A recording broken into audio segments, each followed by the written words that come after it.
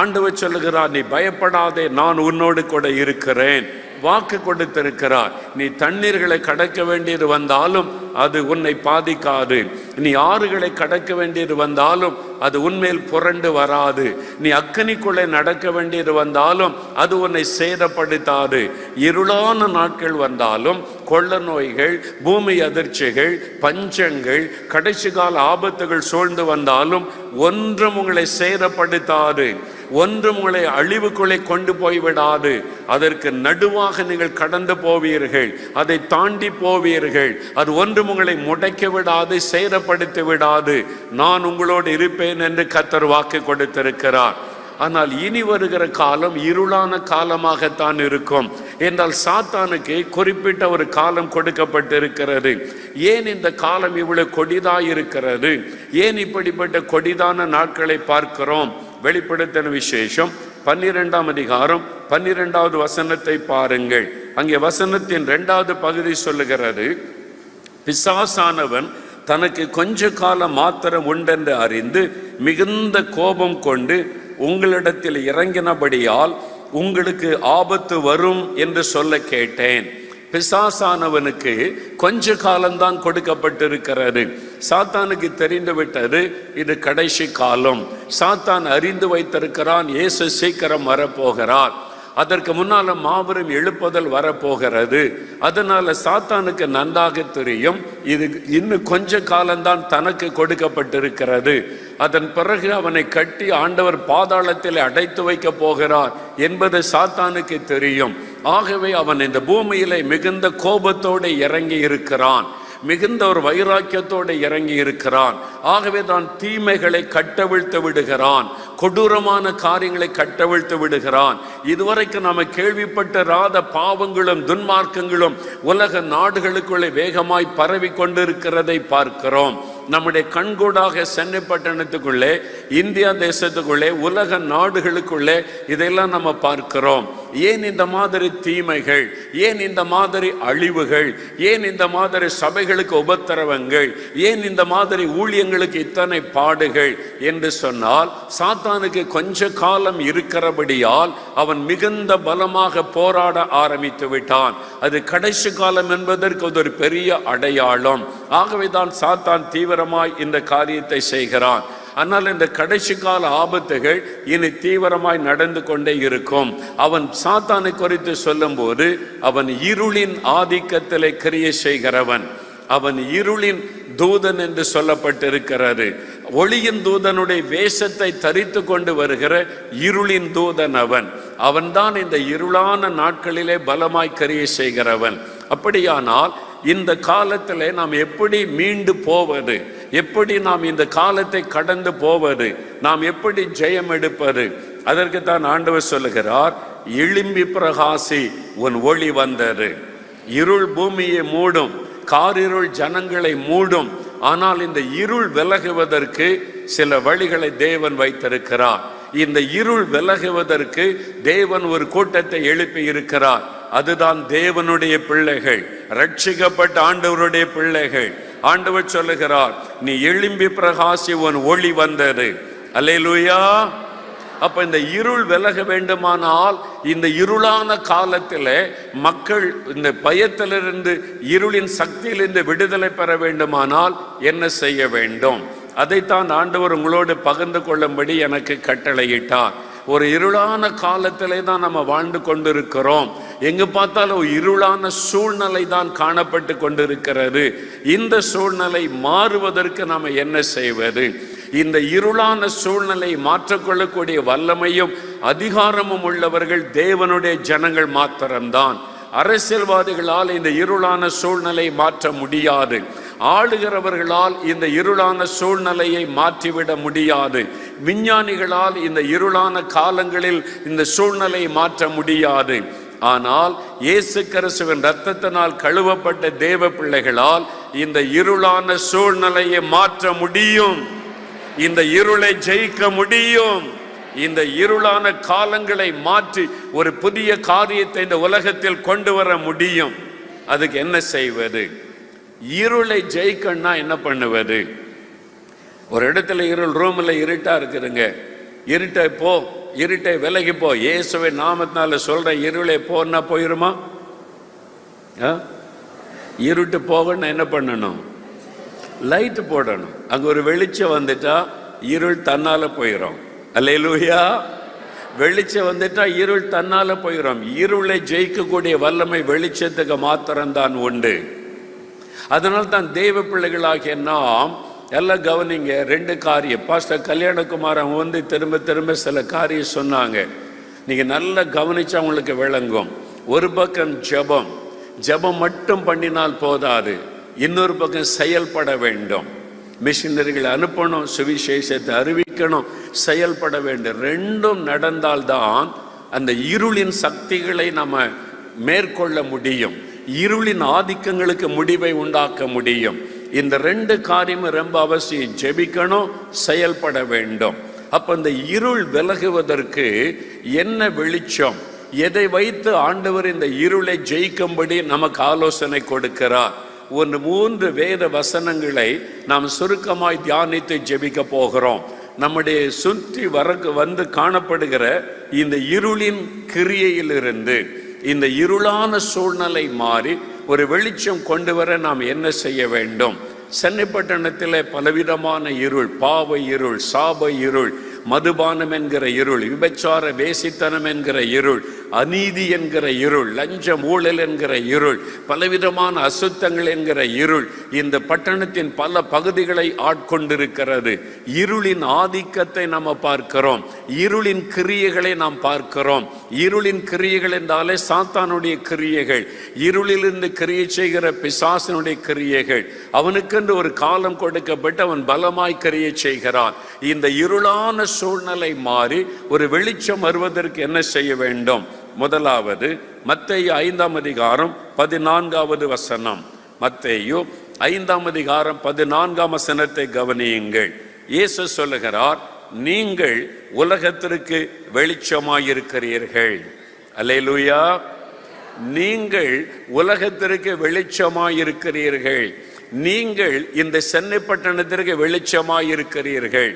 ஆண்டவர் உங்களை பார்த்து சொல்லுகிறார், உங்களை பார்த்து சொல்லுகிறார், நம்மை பார்த்து சொல்லுகிறார், என் பிள்ளைகளே, ரட்சிக்கப்பட்ட நீங்கள் தான் இந்த இருளை விரட்ட முடியும்.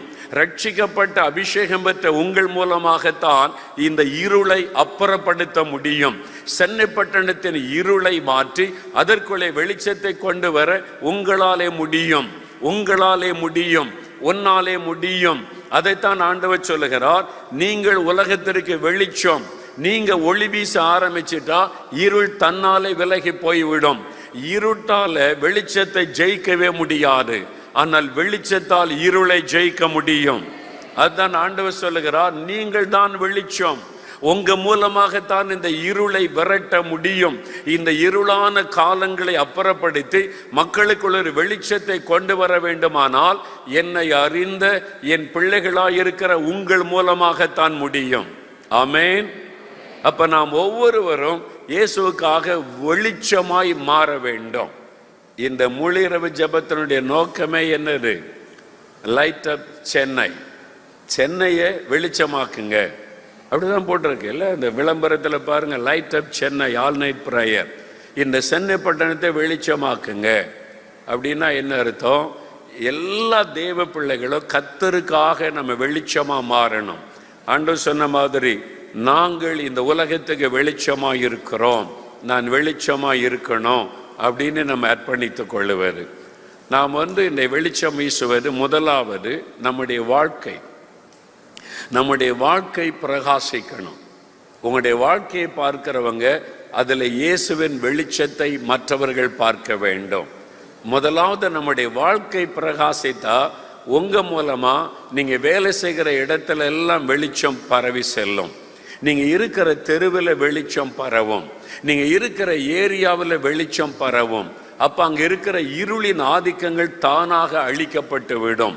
ஒவ்வொரு தேவ பிள்ளையும் வெளிச்சத்தின் பிள்ளைகளாக ஒளி வீச ஆரம்பிச்சா சாத்தானுடைய இருளின் வல்லமைகள் தானாக ஓய்ந்து போகும், தானாக குறைந்து குறைந்து அழிந்து போகும். ஆகவே நாம் வெளிச்சம் வீசுகிறவர்களாக காணப்பட வேண்டும்.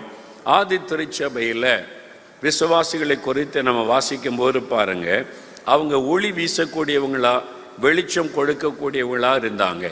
அதில் என்னை ரொம்ப கவர்ந்து கொண்ட ஒரு வார்த்தை அப்போஸ்தலர் நடபடிகள் 2ஆம் அதிகாரம், அப்போஸ்தலர் 2ஆம் அதிகாரம் 46வது வசனம் பாருங்க. அப்போஸ்தலர் 2ஆம் அதிகாரம் 46வது வசனம். அவர்கள் ஒருமனப்பட்டவர்களாய் தேவாலயத்திலே அனுதினமும் தரித்திருந்து வீடுகள் தோறும் அப்பம் விட்டு மகிழ்ச்சியோடும் கபடமில்லாத இருதயத்தோடும் போஜனம் பண்ணி தேவனை துதித்து ஜனங்கள் எல்லாரிடத்திலும் தயவு பெற்றிருந்தார்கள். ஒரு கூட்டம், 2 கூட்ட மக்களை பற்றி சொல்லப்படுகிறது. ஒன்று, ரட்சிக்கப்பட்ட தேவனுடைய பிள்ளைகள். அவங்க எப்படி இருந்தாங்களாம்? அவங்க மகிழ்ச்சியோடு இருந்தாங்க, கபடமில்லாத இருதயத்தோட இருந்தாங்க, தேவனை துதிக்கிறவளா இருந்தாங்க. இன்னொரு கூட்ட மக்கள், இன்னும் ரட்சிக்கப்படாத ஒரு கூட்ட மக்கள், அவங்கள தான் ஜனங்கள் என்று வேதம் குறிப்பிடுகிறது. ஜனங்கள் எல்லாரிடத்திலும் இவர்கள் தயவு பெற்றிருந்தார்கள். ஜனங்கள்லாம் இவங்களை பார்க்குறாங்க, யார் இவங்க சந்தோஷமா இருக்கிறாங்க, இவங்க யாரையும் புறம் கூற மாட்டேங்கிறாங்க, அடுத்தவங்களை குறை சொல்ல மாட்டேங்கிறாங்க, சண்டை போட மாட்டேங்கிறாங்க, எல்லாத்துக்கிட்டே அன்பா இருக்கிறாங்க, சிரிச்ச முகமா இருக்கிறாங்க, எல்லாத்துக்கிட்டே பாசத்தோட பழகிறாங்களே. யார் இவங்க? இவங்க கிறிஸ்தவர்கள், இயேசுவை ஏற்றுக்கொண்டவங்க, இயேசுன்ற ஒருவரை இரட்சகராக சுதந்திரித்து கொண்டவங்க. அப்போ பொது ஜனங்கள், இயேசுவை அறியாத மக்கள் அவர்களை தயவு கொடுத்தாங்க. தயவு, அவங்களுக்கு இடத்துல தயவு பெற்றவர்களாக இருந்தாங்க. அப்படின்னா இவங்க அவங்க மேலே மரியாதை வைத்திருந்தாங்க, அவங்களுக்கு உதவி செய்கிறாங்க. சாதாரண ஜனங்கள் இவங்க மேலே விசேஷித்த மரியாதை வைத்து உதவி செய்கிறவர்களாக இருந்தார்கள். அந்த மாதிரி ஒரு சாட்சியான வாழ்க்கை அவர்கள் வாழ்ந்தார்கள். அதைத்தான் நம்ம அப்போஸ்தலர் நடபடிகளில் 17ஆம் அதிகாரத்தில் நீங்கள் வாசிக்கும் போது, தேவ வசனத்தை அவர்கள் பெரையா பட்டணத்தார் இப்படி இருக்கிறதா என்று தியானித்ததுனால 11ஆம் வசனம், நற்குணசாலிகளாக இருந்தார்கள், நல்ல குணம் உள்ளவங்க. அந்த ஊர் மக்கள் சொன்னாங்க, இவங்க நல்ல குணம் உள்ளவங்க, நல்ல சுபாவம் உள்ளவங்க, இவங்க இயேசுவை தான் ஆராதிப்பாங்க, இயேசுவை பற்றி சொல்லுவாங்க, ரொம்ப அன்பாக இருப்பாங்க, இவங்களுக்குள்ள சண்டை போட மாட்டாங்க, அடுத்தவங்களை பற்றியெல்லாம் பேச மாட்டாங்க, இவங்க கவலையாக இருக்கிறத பார்க்கவே முடியாது, எப்போவுமே சந்தோஷமாக இருப்பாங்க, அவங்களுடைய முகம் மலர்ச்சியாக இருக்கும். இந்த மாதிரி ஒரு சாட்சி, அதான் வெளிச்சம். ஒளி வீசுறதுன்னா என்ன? மெழுகுவர்த்தி கையில் வச்சுட்டு போறதா? நம்முடைய வாழ்க்கை பிரகாசிக்க வேண்டும், இயேசுவை நம்முடைய வாழ்க்கையிலே காண்பிக்க வேண்டும். ஒரு கிறிஸ்தவ குடும்பத்தார், கணவன் மனைவி 2 பேரும் வேலை செய்தாங்க, 2 பிள்ளைகள், தினம் குடும்ப ஜெபம் பண்ணுவாங்க. ஞாயிற்றுக்கிழமை ஆனால் குடும்பமாக சர்ச்சுக்கு போவாங்க, வருவாங்க. அவங்களாம் குடும்பமாக மகிழ்ச்சியாக சந்தோஷமாக இருப்பாங்க. பக்கத்து வீட்டில் ஒரு இந்து சகோதரர் இருந்தார். அவர் இந்த குடும்பத்தை கவனித்து கொண்டே இருந்தார். எங்கள் வீட்டில் கணவன் மனைவிக்கு பிரச்சனை வருது, பிள்ளைகள் பிரச்சனை, அப்பப்போ சண்டை முறுமுறுப்பாக இருக்குது. இந்த குடும்பத்தில் என்ன சந்தோஷமாக இருக்கிறாங்களே, சர்ச்சுக்கு போகிறாங்க, வர்றாங்க. ஞாயிற்றுக்கிழமை மட்டும் இல்லை, திங்கள் செவ்வாய் புதன் எந்த நாள் பார்த்தாலும் ரொம்ப மகிழ்ச்சியாக இருக்கிறாங்க. ஒரு நாளும் துக்கத்தோடு இவங்களை பார்த்ததே இல்லை. அப்படின்னு ஒரு நாள் சில மாதமாய் கவனிச்சுட்டு அந்த ஐயா கேட்டார், பக்கத்து வீடு தானே, அவர்கிட்ட கேட்டார், நீங்கள் எப்படி எப்பவுமே சந்தோஷமாக இருக்கிறீங்க, உங்களுக்கு பிரச்சனைன்னு இருக்காதா? இப்போ எங்கள் குடும்பத்தில் எத்தனையோ தேவை பிரச்சனை வருது, அப்பப்போ முறுமுறுப்புகள், சண்டைகள், கொஞ்சம் வாக்குவாதங்கள், பிள்ளைகள் பிரச்சனை, ஒரு நிம்மதியே இல்லாமல் தான் இருக்கிறோம். நீங்கள் எப்படி எப்பவுமே சந்தோஷமாக இருக்கிறீங்க? நீங்களும் சந்தோஷமாக இருக்கீங்க, மனைவி பார்த்தா சந்தோஷமாக இருக்கேன், பிள்ளைகள் பார்த்தா சந்தோஷம், உங்கள் வீட்டில் எப்போவுமே சிரிப்பு சத்தம், மகிழ்ச்சியான சத்தம், பாட்டு பாடுறீங்க, ஜெபிக்கிறீங்க, அது எப்படி என்பதாக கேட்டார். அப்போ சொன்ன காரணம் இயேசு. இயேசு எங்களுக்குள்ளே இருக்கிறார், எனக்குள்ளே இயேசு இருக்கிறார், என் மனைவிக்குள்ளே இயேசு இருக்கிறார், பிள்ளைகளுக்குள்ளே இயேசு இருக்கிறார், அவர் எங்களை சந்தோஷமாக வச்சிருக்கிறார், நாங்கள் சந்தோஷமாக இருக்கிறோம். அப்போ உங்களுக்கு பிரச்சனைலாம் இருக்காது? அது இருக்கும், எல்லா குடும்பத்தில் இருக்கிற மாதிரி எங்களுக்கு பண பிரச்சனை, சில வியாதி, அது வரும் போகும். இதெல்லாம் இருந்தாலும் அது ஒன்றை குறித்து நாங்கள் கவலைப்படுவதில்லை. இயேசு பார்த்து கொள்ளுவார், எங்களை இயேசு எல்லாவற்றிலும் குறைவில்லாமல் வைத்திருக்கிறார். அதனால் நாங்கள் கவலைப்படுறது, துக்கப்படுவது இல்லை, சந்தோஷமாக இருக்கிறோன்னு சொன்னார். இவருக்கு ஒண்ணுமே விளங்கலை. இப்படி ஒரு உலகத்துல வாழ முடியுமா அப்படின்னு யோசித்து கொண்டு இருந்தார். ஏதாவது இவங்களுக்கு நடக்கணும், பார்க்கணும், எப்படி இவங்க சொல்ற மாதிரி உண்மையான்னு நினைத்து கொண்டிருந்த போது இந்த கிறிஸ்துவ குடும்பத்திலிருந்து அவருடைய மனைவி திடீரென்று வியாதிப்பட்டு மரிச்சிட்டாங்க. அவங்க மனைவி மரிச்ச உடனே இந்த பக்கத்து வீட்டுக்காரருக்கு இப்ப என்ன ஆசை, இவர் துக்கத்தோடு பார்க்கணும். இப்ப என்ன பண்ணவர் பார்க்கலாம் அப்படின்னு சொல்லி 2-3 நாட்களாய் பார்த்துக்கிட்டே இருந்தாரு. அவங்க வெளியே வரவே இல்லை. அது ஒரு துக்கம் தானே. மனைவியனுடைய மரணம், அடக்காராதனை முடிந்தது, வீட்டில் ஒரு ஆராதனை எல்லாம் வச்சிருந்தாங்க, ஸ்தோத்திர கூட்டம் முடிந்தது. அதன் பிறகு இவர் பார்த்துக்கிட்டே இருந்தார், இந்த ஆளை பார்க்கணும், இப்போ எப்படி இருக்கிறான்னு பார்க்கணும். மனைவி இறந்துட்டாங்க, பிள்ளைகள் இருக்கிறாங்க, இவர் இப்போ துக்கப்படுவார்ல, அழுவார்ல அப்படின்னு சொல்லிட்டு 2-3 நாளுக்கு வரைக்கும் அவர் வெளியே பார்க்க முடியலை. சில நாட்கள் கழித்து வெளியே வந்தார். எப்பொழுதும் போல சிரித்த முகத்தோட பார்த்து இவரை பார்த்தோன்னே, ஸ்தோத்திரம், எப்படி இருக்கீங்க, நல்லா இருக்கீங்களா, மலர்ந்த முகத்தோடு பேசினார். பிள்ளைகளை கூட்டிட்டு ஸ்கூலுக்கு கொண்டு விட்டுட்டு வேலைக்கு போனார், திரும்பி வந்தார், சந்தோஷமா இருக்கிறாரு. இவரால் நம்பவே முடியல. இது என்னையா அப்படி ஒரு குடும்பம் அப்படின்னு சொல்லி கேட்டார். திருப்பி கூப்பிட்டு, ஐயா, எல்லாம் உங்க மனைவி பிள்ளைகள் எல்லாம் நல்லா இருக்கும்போது சந்தோஷமா இருந்தீங்க, உங்க மனைவி இறந்துட்டாங்க, இப்பவும் நீங்க சந்தோஷமா இருக்கிறீங்களே, அது எப்படி நீங்க அழாம துக்கம் இல்லாம எப்படி இருக்கிறீங்க? நான் அழுதேன். என் மனைவியை நான் ரொம்ப நேசித்தேன், என் பிள்ளைகளுக்கு அவங்க தாயா இருந்தது, கவனிச்சது. நான் அழுதேன், 1 நாள் 2 நாள் அழுதேன். ஏன்னா எனக்கு நானும் ஒரு மனுஷன் தானே. ஆனால் ஆண்டவர் என்னை ஆறுதல் படுத்தினார். நான் இருக்கிறவனுக்கு உன் பிள்ளைகளை நான் பார்த்து கொள்ளுவேன், ஆசீர்வதிப்பேன், நீ கலங்காத, நீ ஆறுதல் படுத்தினால இயேசுக்குள்ள நான் இப்போ மறுபடியும் சந்தோஷமாயிட்டேன். ஏன்னா இப்போ என் மனைவி உயிரோடு இருக்கிறா, இயேசுவோடு இருக்கிறா. இயேசு திரும்ப வரும்போது என் மனைவியை கொண்டு வருவார், எனக்கு தெரியும், என் பிள்ளைகளுக்கு தெரியும். அதனால எங்களுக்கு கலக்கம் இல்லை, பயம் இல்லை, நாங்கள் அழுது கொண்டு இருப்பதில்லை. அந்த நேரம் அழுதோம், அதை கடந்து வந்துட்டோம், இனிமே அவ்வளவுதான், இன்னும் நாங்கள் சந்தோஷமாக தான் ஆண்டவர் எங்களை வச்சிருக்கிறார். இந்த ஆளுக்கு விளங்கி கொள்ளவே முடியல, இப்படி ஒரு கடவுளா, இப்படி ஒரு சந்தோஷம் கொடுக்கிற ஒரு ஆண்டவரா, எந்த சூழ்நிலையிலும் மகிழ்ச்சியா இருக்க முடியுமா? அந்த இயேசு கொடுக்கிறார்னா அந்த கடவுளை பற்றி எனக்கு சொல்லுங்க, உங்க ஆண்டவரை பற்றி எனக்கு சொல்லுங்க. நானும் எத்தனையோ கடவுளை பற்றி அறிஞ்சிருக்கிறேன், கும்பிட்டு பார்க்கிறேன், இப்படி இருந்தது இல்லையே அப்படின்னு அவர் கேட்டார்.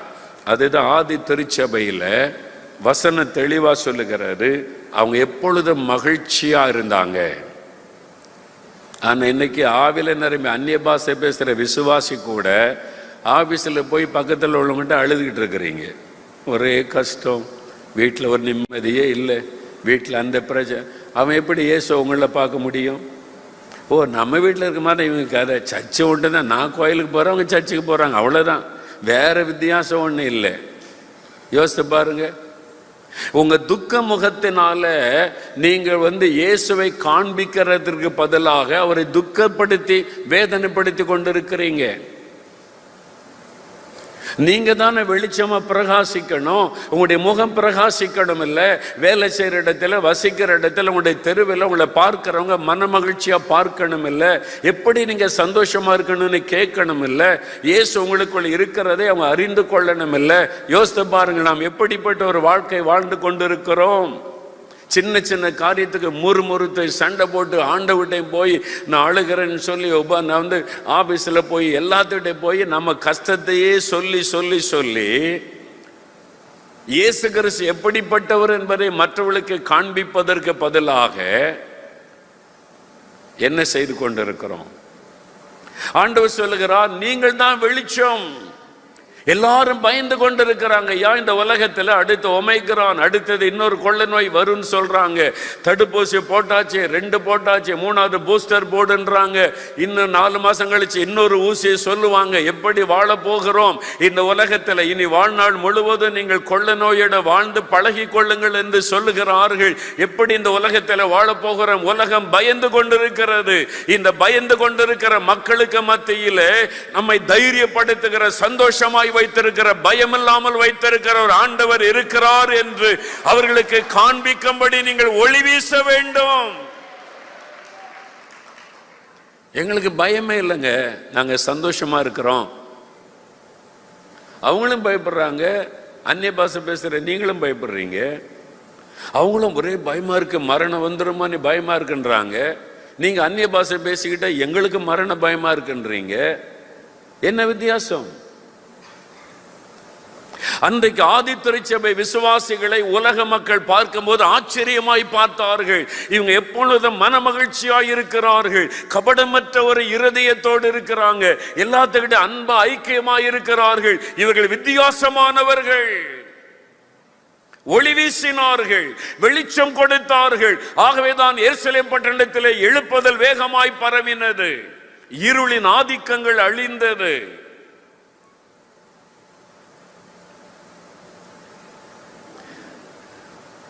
ஒரு சர்ச்சில் கிறிஸ்துமஸ் பண்டிகை, இந்த பாட்டு ஆராதனைன்னு வைப்பாங்கல்ல, குடும்பம் வந்து பாட்டு பாடுவாங்க. அப்போது ஒரு வாலிப தம்பி வந்தான். அவன் சொன்னான், நானும் ஒரு பாட்டு பாடுறேனே அப்படின்னு. சரின்னு சொன்ன உடனே சர்ச்சைக்கு இப்போ தான் வந்திருக்கிறான், அவனை விட்டாங்க.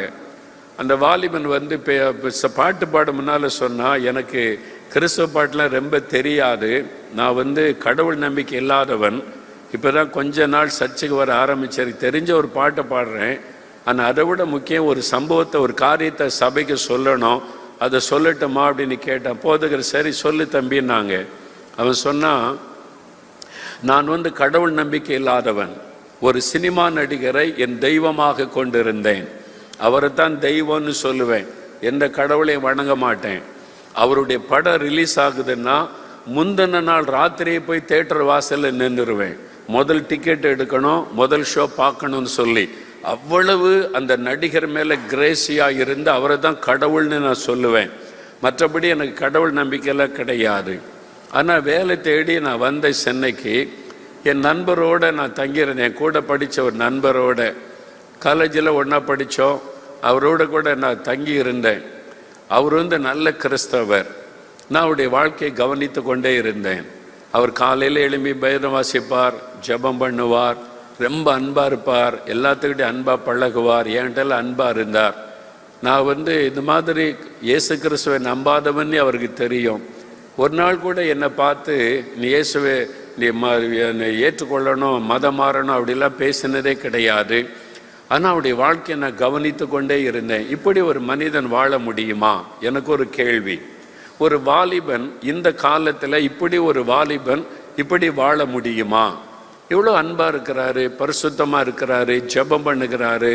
நான் சம்பந்தமில்லாத ஆள், குடும்பத்தான் கிடையாது, என்ன அன்பை கவனித்து கொள்ளுகிறார். அவருடைய வாழ்க்கையை நான் கவனித்த போது இவர் வணங்குகிற அந்த இயேசு உண்மையான கடவுளாக இருக்க வேண்டும் என்பதை அறிந்து கொண்டேன். யாரும் எனக்கு இயேசுவை பற்றி சொல்லலை, அவரும் இயேசுவை பற்றி எனக்கு சொல்லவில்லை. என் நண்பருடைய வாழ்க்கை என்னை பாதித்தது. அவருடைய வாழ்க்கையை நான் கவனித்த போது எனக்குள்ளே ஒரு மாற்றத்தை உண்டாக்கினது. இவரே இப்படி இருந்தா இவர் வணங்குகிற கடவுள் எப்படிப்பட்டவராக இருப்பார்? அவரை அறிந்து கொள்ள வேண்டும் என்று என் நண்பரிடத்தில் கேட்டேன்.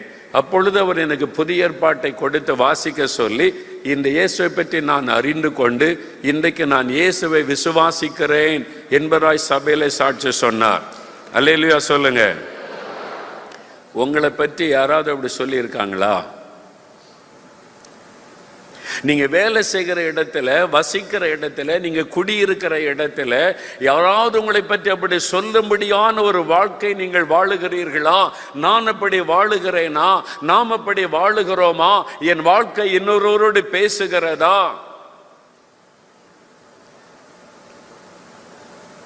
நீங்கள் தான் வெளிச்சம், நீங்க ஒளி வீச வேண்டும், உங்களுடைய வாழ்க்கை ஒளி வீச வேண்டும், உங்களுடைய வாழ்க்கை வெளிச்சம் கொடுக்க வேண்டும். ஒவ்வொரு கிறிஸ்தவர்களை சாட்சியாக வாழும்படி வெளிச்சம் வீச வீச வீச எல்லா இருளின் ஆதிக்கங்களும் ஒளிந்து போகும். இருளை ஜெயிப்பதற்கு வெளிச்சத்தை பரவ செய்ய வேண்டும். ஒவ்வொரு கிறிஸ்தவர்களை வெளிச்சமாய் மாறும் பொழுது இருளின் ஆதிக்கங்கள் தானாய் முடக்கப்பட்டு விடும். இந்த பிசாசின் கிரியைகள் முடக்கப்பட்டு விடும்.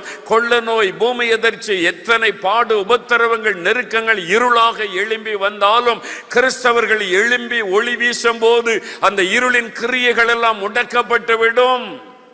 அதுதான் ஒரே வழி. நாம் வெளிச்சம் வீசணும். ஆண்டவரே, நான் ஒளியா இருக்கணும்.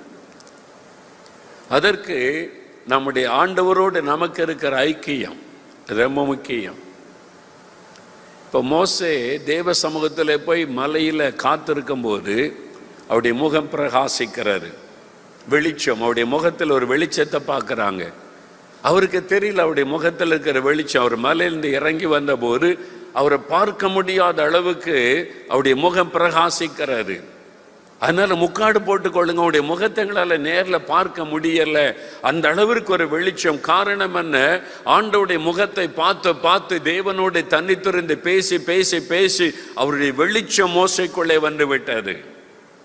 நீங்க எவ்வளவு நேரம் தனியா ஆண்டவருடைய சமூகத்துல போய் அந்த நீதியின் சூரியனாகிய இயேசுடைய முகத்தை பார்த்து பார்த்து ஜெபித்து ஜெபித்து துதித்து துதித்து காத்திருக்கிறீங்களோ அந்த அளவுக்கு அவருடைய வெளிச்சம் உங்களுடைய வாழ்க்கையிலே வரும். உங்களுடைய முகத்திலே அது தெரியும். அதுல கவலை இருக்காது, பயம் இருக்காது, கோபம் எரிச்சல் இருக்காது, சாந்தம் இருக்கும், அமைதி இருக்கும், ஒரு சந்தோஷம் இருக்கும், ஒரு மகிழ்ச்சி உங்களுடைய முகத்துல தான் அது தெரியும். எல்லா பாம்பர் கோபமா எரிச்சலா சந்தோஷமா மகிழ்ச்சியா எல்லாமே எதுல தான் வெளிப்படும்? இது வெளிப்படக்கூடாம இருக்கதான் முகமூடிய போட்டு விட்டாங்க. இப்போ அவங்க சிரிக்கிறாங்களா கோபப்படுறாங்களா ஒண்ணுமே தெரிய மாட்டேங்குது. இல்ல நீ யோசித்து பாருங்களேன், ஒருத்தர் பார்த்து நீங்க சிரிச்சா கூட அவங்க சிரிக்கிறாங்களா நம்மள கோபத்தோட தெரிய மாட்டேங்குது. ஏன்னா முகமூடி போட்டாச்சு. சீக்கிரமா அந்த முகமூடிய கலட்டோன்னு தான் நான் ஜெபிச்சுக்கிட்டு இருக்கேன். நான் உலகம் முழுதும் சொல்லணும், இனி மாஸ்க போட தேவையில்லைன்னு அறிவிக்கணும். ஆமேன்னு சொல்லுங்க. நம்ம வெளிச்சம் வீசுறதே முகம்தான். நம்முடைய முகத்தில் இருக்கிற சந்தோஷம், முகத்தில் இருக்கிற அமைதி, முகத்தில் இருக்கிற சாந்தம், நம்முடைய புன்முறுவல், அது மூலமா தான் இயேசுவின் அன்பை கொண்டு போகிறோம். அந்த வெளிச்சம் தான் மக்களுக்கு கொண்டு போகணும். அதை மறைப்பதற்கு பிசாசு முகமூடிய போட்டு விட்டான். எல்லாரும் ஜெபிக்கணும், ஆண்டவரே உலகமே அறிவிக்கணும், சீக்கிரத்தில் மாஸ்க் வேண்டான்னு அறிவிக்கணும்னு ஜெபம் பண்ணணும். ஆமேன்னு சொல்லுங்க. அல்லேலூயா சொல்லுங்க. இப்ப சின்ன பிள்ளைகளுக்கும் போட்டு விட்டாங்க. அந்த சின்ன பிள்ளை சிரிக்குதா அழுகுதா தெரிய மாட்டேங்குது. ஜெபிக்க வருது, அந்த பிள்ளைய பார்த்தா சின்ன பிள்ளைகள் பாருங்க அது கூட போட்டு நிற்குது. அது சிரிக்குதா கோபமா பார்க்குதா தெரிய மாட்டேங்குது. இந்த முகம் தான் பிரகாசிக்கணும். அல்லேலூயா. அப்ப நீ எந்த அளவு தேவனோடு தனித்திருக்கிறீங்களோ அப்பதான் உங்களுடைய முகம் பிரகாசிக்கும். தெரிஞ்ச காரியம் இந்த வசனெல்லாம் நான் சொல்லல, நம்ம அறிந்திருக்கிறோம். இயேசு மலையில போனார், தன்னுடைய 3 சீஷரை அழைத்து கொண்டு, மறுரூபாய் மலை அப்படின்னு சொல்லுவோம். இயேசு ஜெபம் பண்ணின போது முதலாவது அவருடைய முகம் சூரியனை போல பிரகாசித்தது. முதலாவது ஜெபம் பண்ணினால் உங்களுடைய முகம் பிரகாசிக்கும். லூக்கா 9:19 29 வாசிக்கிறோம். இயேசு ஜெபம் பண்ணின போது முதலாவதுடைய முகம் சூரியனை போல பிரகாசித்தது. அதன் பிறகு அவருடைய வஸ்திரம் வெளிச்சமாய் அது பிரகாசித்தது. அவருடைய முகம், அவருடைய வஸ்திரம். முதல்ல நீங்க ஜெபிக்க ஜெபிக்க ஜெபிக்க அந்த ஒளி உங்களுடைய முகத்துல தெரியும். இரண்டாவது உங்களுடைய வாழ்க்கை, வஸ்திரம் என்பது உங்களுடைய முழு சரீரம், உங்களுடைய வாழ்க்கை பிரகாசிக்கணும். வேலை செய்கிற இடத்துல, படிக்கிற இடத்துல, நீங்க வசிக்கிற கிராமத்துல உங்களை பார்க்கிறவங்க இயேசுவை பார்க்கணும். ஓ இவங்க ரொம்ப அன்பானவங்க, ரொம்ப சாந்தமா இருப்பாங்க, அடுத்த ஆளை பற்றி பேசவே மாட்டாங்க, அனாவசியமா பேச மாட்டாங்க, அவங்க பேசினாலே இனிமையா இருக்கும், அவங்க பேசினாலே பக்தி விருத்தி உண்டாகும், அவங்க பேசினாலே நமக்கு ஒரு சமாதானம் இருக்கும். அப்படிப்பட்ட ஒரு வாழ்க்கை ஒவ்வொரு கிறிஸ்தவர்களை வாழ ஆரம்பித்து விட்டால் இருளின் ஆதிக்கங்கள் ஒளிந்து போகும். அல்லேலூயா. ஆண்டவர் சொல்ற, நீங்க தான் வெளிச்சம், நீங்க தான் பிரகாசிக்கணும். நீங்க எழும்பி பிரகாசிக்க தான் இந்த இருளை நீங்கள் ஜெயிக்க முடியும். இருள் அழிக்கப்பட்டு போகும். அப்ப அதற்கு நம்ம அர்ப்பணித்து, ஆண்டவரே என் வாழ்க்கை பிரகாசிக்கணும், என்னுடைய முகம் பிரகாசிக்கணும், அதற்கு ஆண்டவருடைய பிரசன்னை நமக்குள்ள இறங்கணும். அல்லேலூயா. நாம ஜெபம் பண்ணும்போது குடும்ப ஜெபம் பண்ணுங்க, குடும்பமா பாட்டு பாடி ஜெபிங்கன்னு சொல்றோம். ஜெபம் பண்ணும்போது என்ன நடக்கிறது? உங்க வீட்டில் நீங்க 4 பேரோ, கணவன் மனைவி 2 பிள்ளைகள் உட்கார்ந்து 2 பாட்டு பாடி கைத்தட்டி பாடி துதிக்கும் போது துதிகளின் மத்தியிலே கர்த்தர் வாசம் பண்ணுகிறார். அவர் ஒளியாயிருக்கிற தேவன், வெளிச்சமாயிருக்கிற தேவன். இயேசுவை தரிசிக்கும் போதெல்லாம் ஜனங்க சொல்றது, வெளிச்சத்தை நான் பார்த்தேன், அந்த வெளிச்சத்துக்கு நடுவில் இயேசு வந்து நின்றதை பார்த்தேன். அவரை தரிசித்த அது மாதிரி சாது சுந்தர் சிங் முதற்கொண்டு நிறைய பேர் சொன்ன அனுபவங்கள். நாம கூட ஜெபிக்கும் போது அப்படியே ஒரு வெளிச்சம் இறங்கி வந்தது. அப்படி சொல்றோமா இல்லையா? அப்போ உங்கள் வீட்டில் கூடி நீங்கள் எல்லாம் கைத்தட்டி பாட்டு பாடி ஆண்டவரை துதிக்கும் போது உங்கள் வீட்டுக்குள்ளே என்ன இறங்கி வருகிறது? கர்த்தருடைய வெளிச்சம். ஆமென் சொல்லுங்க. உங்கள் வீட்டுக்குள்ள ஆண்டவருடைய வெளிச்சம் இறங்கி வரும்போது, அந்த ஆண்டவருடைய பிரசன்னம் என்பது தேவனுடைய வெளிச்சம். அந்த வெளிச்சம் இறங்கும் போது உங்கள் வீட்டுக்குள்ள இருக்கிற இருளின் வல்லமைகள் எல்லாம் ஒளிந்து போகும். நீங்க தினம் ஜெபிக்க ஜெபிக்க ஜெபிக்க உங்களுடைய வீடு ஒரு ஜெப வீடாக துதி வீடாய் மாறும்போது இருளின் ஆதிக்கங்கள் உங்க வீட்டுக்குள்ள நுழையவே முடியாது. அல்லேலூயா. அப்ப இருள் விலக வேண்டுமானால் வெளிச்சம் வர வேண்டும். வெளிச்சம் வர வேண்டுமானால் தேவ பிள்ளைகள் கூடி ஆராதித்து துதித்து ஜெபிக்கும் போது கர்த்தருடைய வெளிச்சம் உண்டாகும். இதே காரியம்தான் சபை. ஒரு கிராமத்தில் ஒரு சபை இருக்குன்னு வைங்க, ஒரு 50 பேர் கூடுறாங்க, 100 பேர் கூடுறாங்க. தனியா ஜெபிக்கும் போது உள்ளதுக்கும் 100 பேர் கூடி ஜெபிக்கிறதுக்கு ஒரு பெரிய வித்தியாசம் இருக்கிறாரு. அதான் சபை கூடி வருதல். நல்ல கவனிங்க, சபை கூடி வருதலை விட்டு விடாதீர்கள் என்று ஆவியானவர் சொல்ல காரணம் என்ன? தனியா ஒருவர் ஜெபிக்கிறதற்கும் 100 பேர் சேர்ந்து ஜெபிப்பதற்குள்ள வித்தியாசத்தை விளங்கி கொள்ள வேண்டும். இப்ப இவ்வளவு பெரிய இடம், எல்லா லைட்டையும் ஆஃப் ஆக்கிட்டா இருட்டா இருக்கும். ஒரு மெழுகுவத்தியை கொண்டு வாங்க, அது வெளிச்சம் தானே. அது எந்த அளவுக்கு வெளிச்சம் கொடுக்கும்? இந்த முழு ரூமுக்கு வெளிச்சம் தர முடியுமா? முடியாது. ஒரு சின்ன இடத்துக்கு மாத்திரம் நம்ம முகம் தெரியும், இப்படியே பார்த்துட்டு போகணும். இங்க வந்திருக்கிற அத்தனை பேர் கையில ஒரு மெழுகுவத்தியை பிடிச்சு எல்லாரும் ஓய்த்தனா எப்படி இருக்கும்? இந்த இடமே பிரகாசமா மாறிடும். அல்லேலூயா.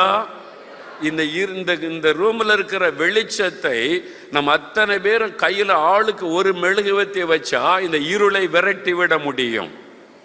ஒரு கிராமத்துல ஒரு சபைக்குள்ள 50 பேர் 100 பேர் கூடி வந்து 100 பேர் சேர்ந்து ஆண்டவரை துதித்து ஆராதிக்கும் போது கர்த்தருடைய பிரசன்னம் இறங்கும் போது 100 பேருடைய வாழ்க்கையும் பிரகாசிக்க பிரகாசிக்க அத்தனை பேருடைய ஜெபம் பரலோகத்துக்கு போய் தேவ மகிமை சர்ச்சில் இறங்கும் போது அந்த கிராமத்தில் இருக்கிற விக்கிரக ஆவி, வேசித்தன ஆவி, மந்திர ஆவி, பில்லிசோனி ஆவி, அந்த இருளின் ஆதிக்கங்கள் அழிந்துவிடும்.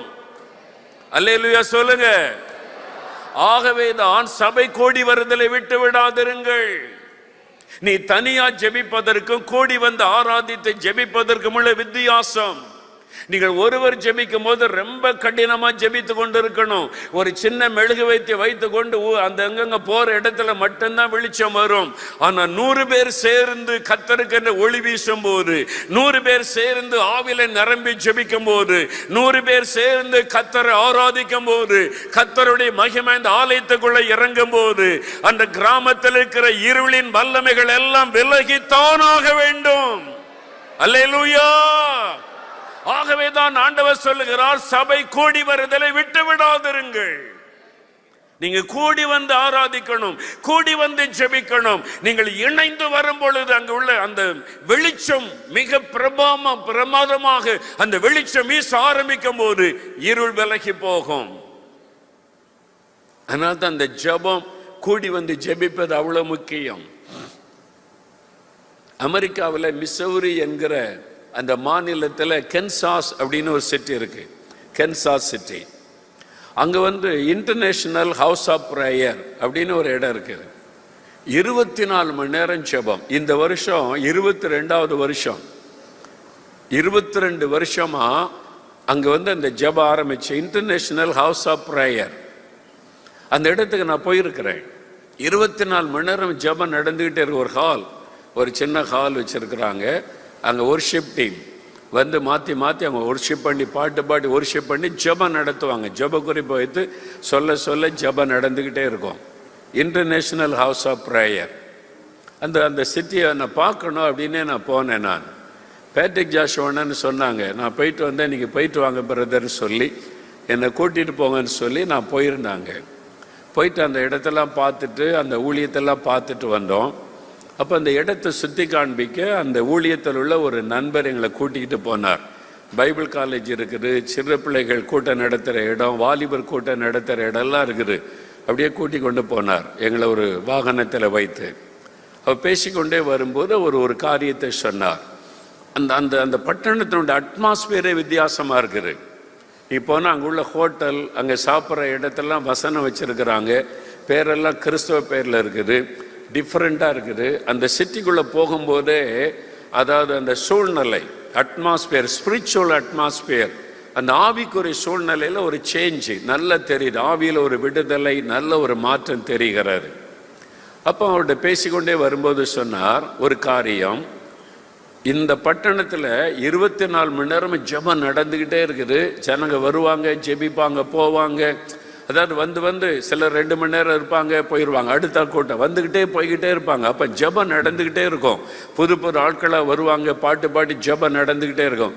ஒரே மக்கள் 8 மணி நேரம் ஜெபிச்சுட்டு போகிறது அப்படி கிடையாது.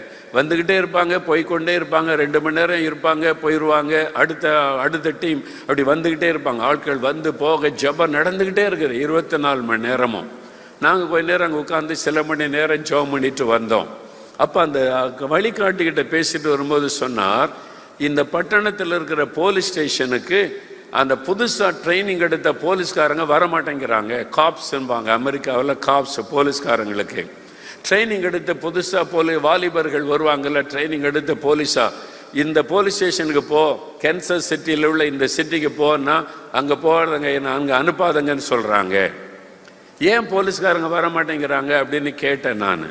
அவர் சிரித்து கொண்டு சொன்னார், இங்கே அங்கே வந்தால் அவங்களுக்கு வேலையே இருக்காது. புதுசாக ட்ரைனிங் எடுத்துகிட்டு வர போலீஸ்காரங்களுக்கு என்ன ஆசை இருக்கும்? திருடனை பிடிக்கணும், கொலைகாரனை பிடிக்கணும், குற்றவாளியை பிடிக்கணும், கேஸ் எல்லாம் பிடிச்சு சாதிக்கணும்னு வருவாங்க. இங்கே வந்தால் நோ கிரைம், இந்த சிட்டியில் கிரைமே இல்லை. அதனால யாரையும் அவங்களுக்கு பிடிக்கிறதுக்கு வேலையே இல்லை. போலீஸ்காரங்க வந்தால் சும்மா தான் உட்கார்ந்துருக்கணும், அவங்களுக்கு வேலையே கிடையாது. அதனால இந்த ஸ்டேஷனுக்கு வர மாட்டேங்கிறாங்கன்னு சொன்னாங்க. புரியுதா உங்களுக்கு? நான் சொல்றது விளங்குதா இல்லையா?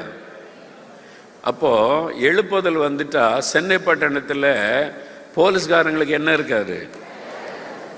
ஏன்னா திருடன் இல்லை, குடிகாரன் இல்லை, விபச்சாரக்காரன் இல்லை, கடத்திரவன் இல்லை, எல்லாம் ஆவிக்குரிய அட்மாஸ்பியர் சேஞ்ச் ஆகிட்டு நோ கிரைம் இந்த சிட்டினா போலீஸ்காரங்களுக்கு வேலை இல்லை. அதான் எழுப்புதலுடைய உச்சக்கட்டம். சென்னையில் அப்படி வரணும்னு விரும்புறீங்களா? எத்தனை பேர் விரும்புறீங்க? அல்லேலூயா. ஜெபிக்க ஜெபிக்க ஜெபிக்க அந்த பட்டணத்தில் ஆண்டவருடைய வெளிச்சம் இறங்கி வரும். ஜெபிக்க ஜெபிக்க ஜெபிக்க கர்த்தருடைய மகிமை இறங்கி வரும். கர்த்தருடைய மகிமை இறங்க இறங்க இருளின் ஆதிக்கங்கள் ஒளியும். குடிவெறியின் ஆவி, விபச்சார வேசித்தனத்தின் ஆவி, போதை வஸ்துகளை கொண்டு வருகிற ஆவி, பண ஆசையை தூண்டுகிற ஆவி, லஞ்சம் ஊழலை கொண்டு வருகிற ஆவி, இந்த ஆவியினுடைய கிரியைகள் எல்லாம் அழிக்கப்படும் போது பட்டணத்தினுடைய சூழ்நிலையே மாறும். சென்னை பட்டணம் அப்படி மாறணும். ஆமேன்னு சொல்லுங்க. அப்ப அந்த அளவிற்கு நம்முடைய வாழ்க்கை இருக்கணும், நம்முடைய ஜெபம் இருக்கணும், நம்முடைய வாழ்க்கை பிரகாசிக்கணும். நம்முடைய ஜெபத்தில் அந்த மாதிரி ஒரு வல்லமை இருக்கும் பொழுது ஒரு பெரிய ஆவிக்குரிய மாற்றம் உண்டாகும். அதனால ஆண்டவர் சொல்லுகிறார், நீங்கள் உலகத்திற்கு வெளிச்சமாய் இருக்கிறீர்கள். இரண்டாவது ஒரு வசன வாசிங்க, 2 கொரிந்தியர் 4ஆம் அதிகாரம் 4ஆம் வசனம். வேகமா 2 வசனத்தை வாசித்துட்டு ஜெபிக்க போகிறோம். வேதம் வாசிங்க. 2 கொரிந்தியர் 4ஆம் அதிகாரம் 4ஆம் வசனம் எடுத்துக்கொள்ளுங்க.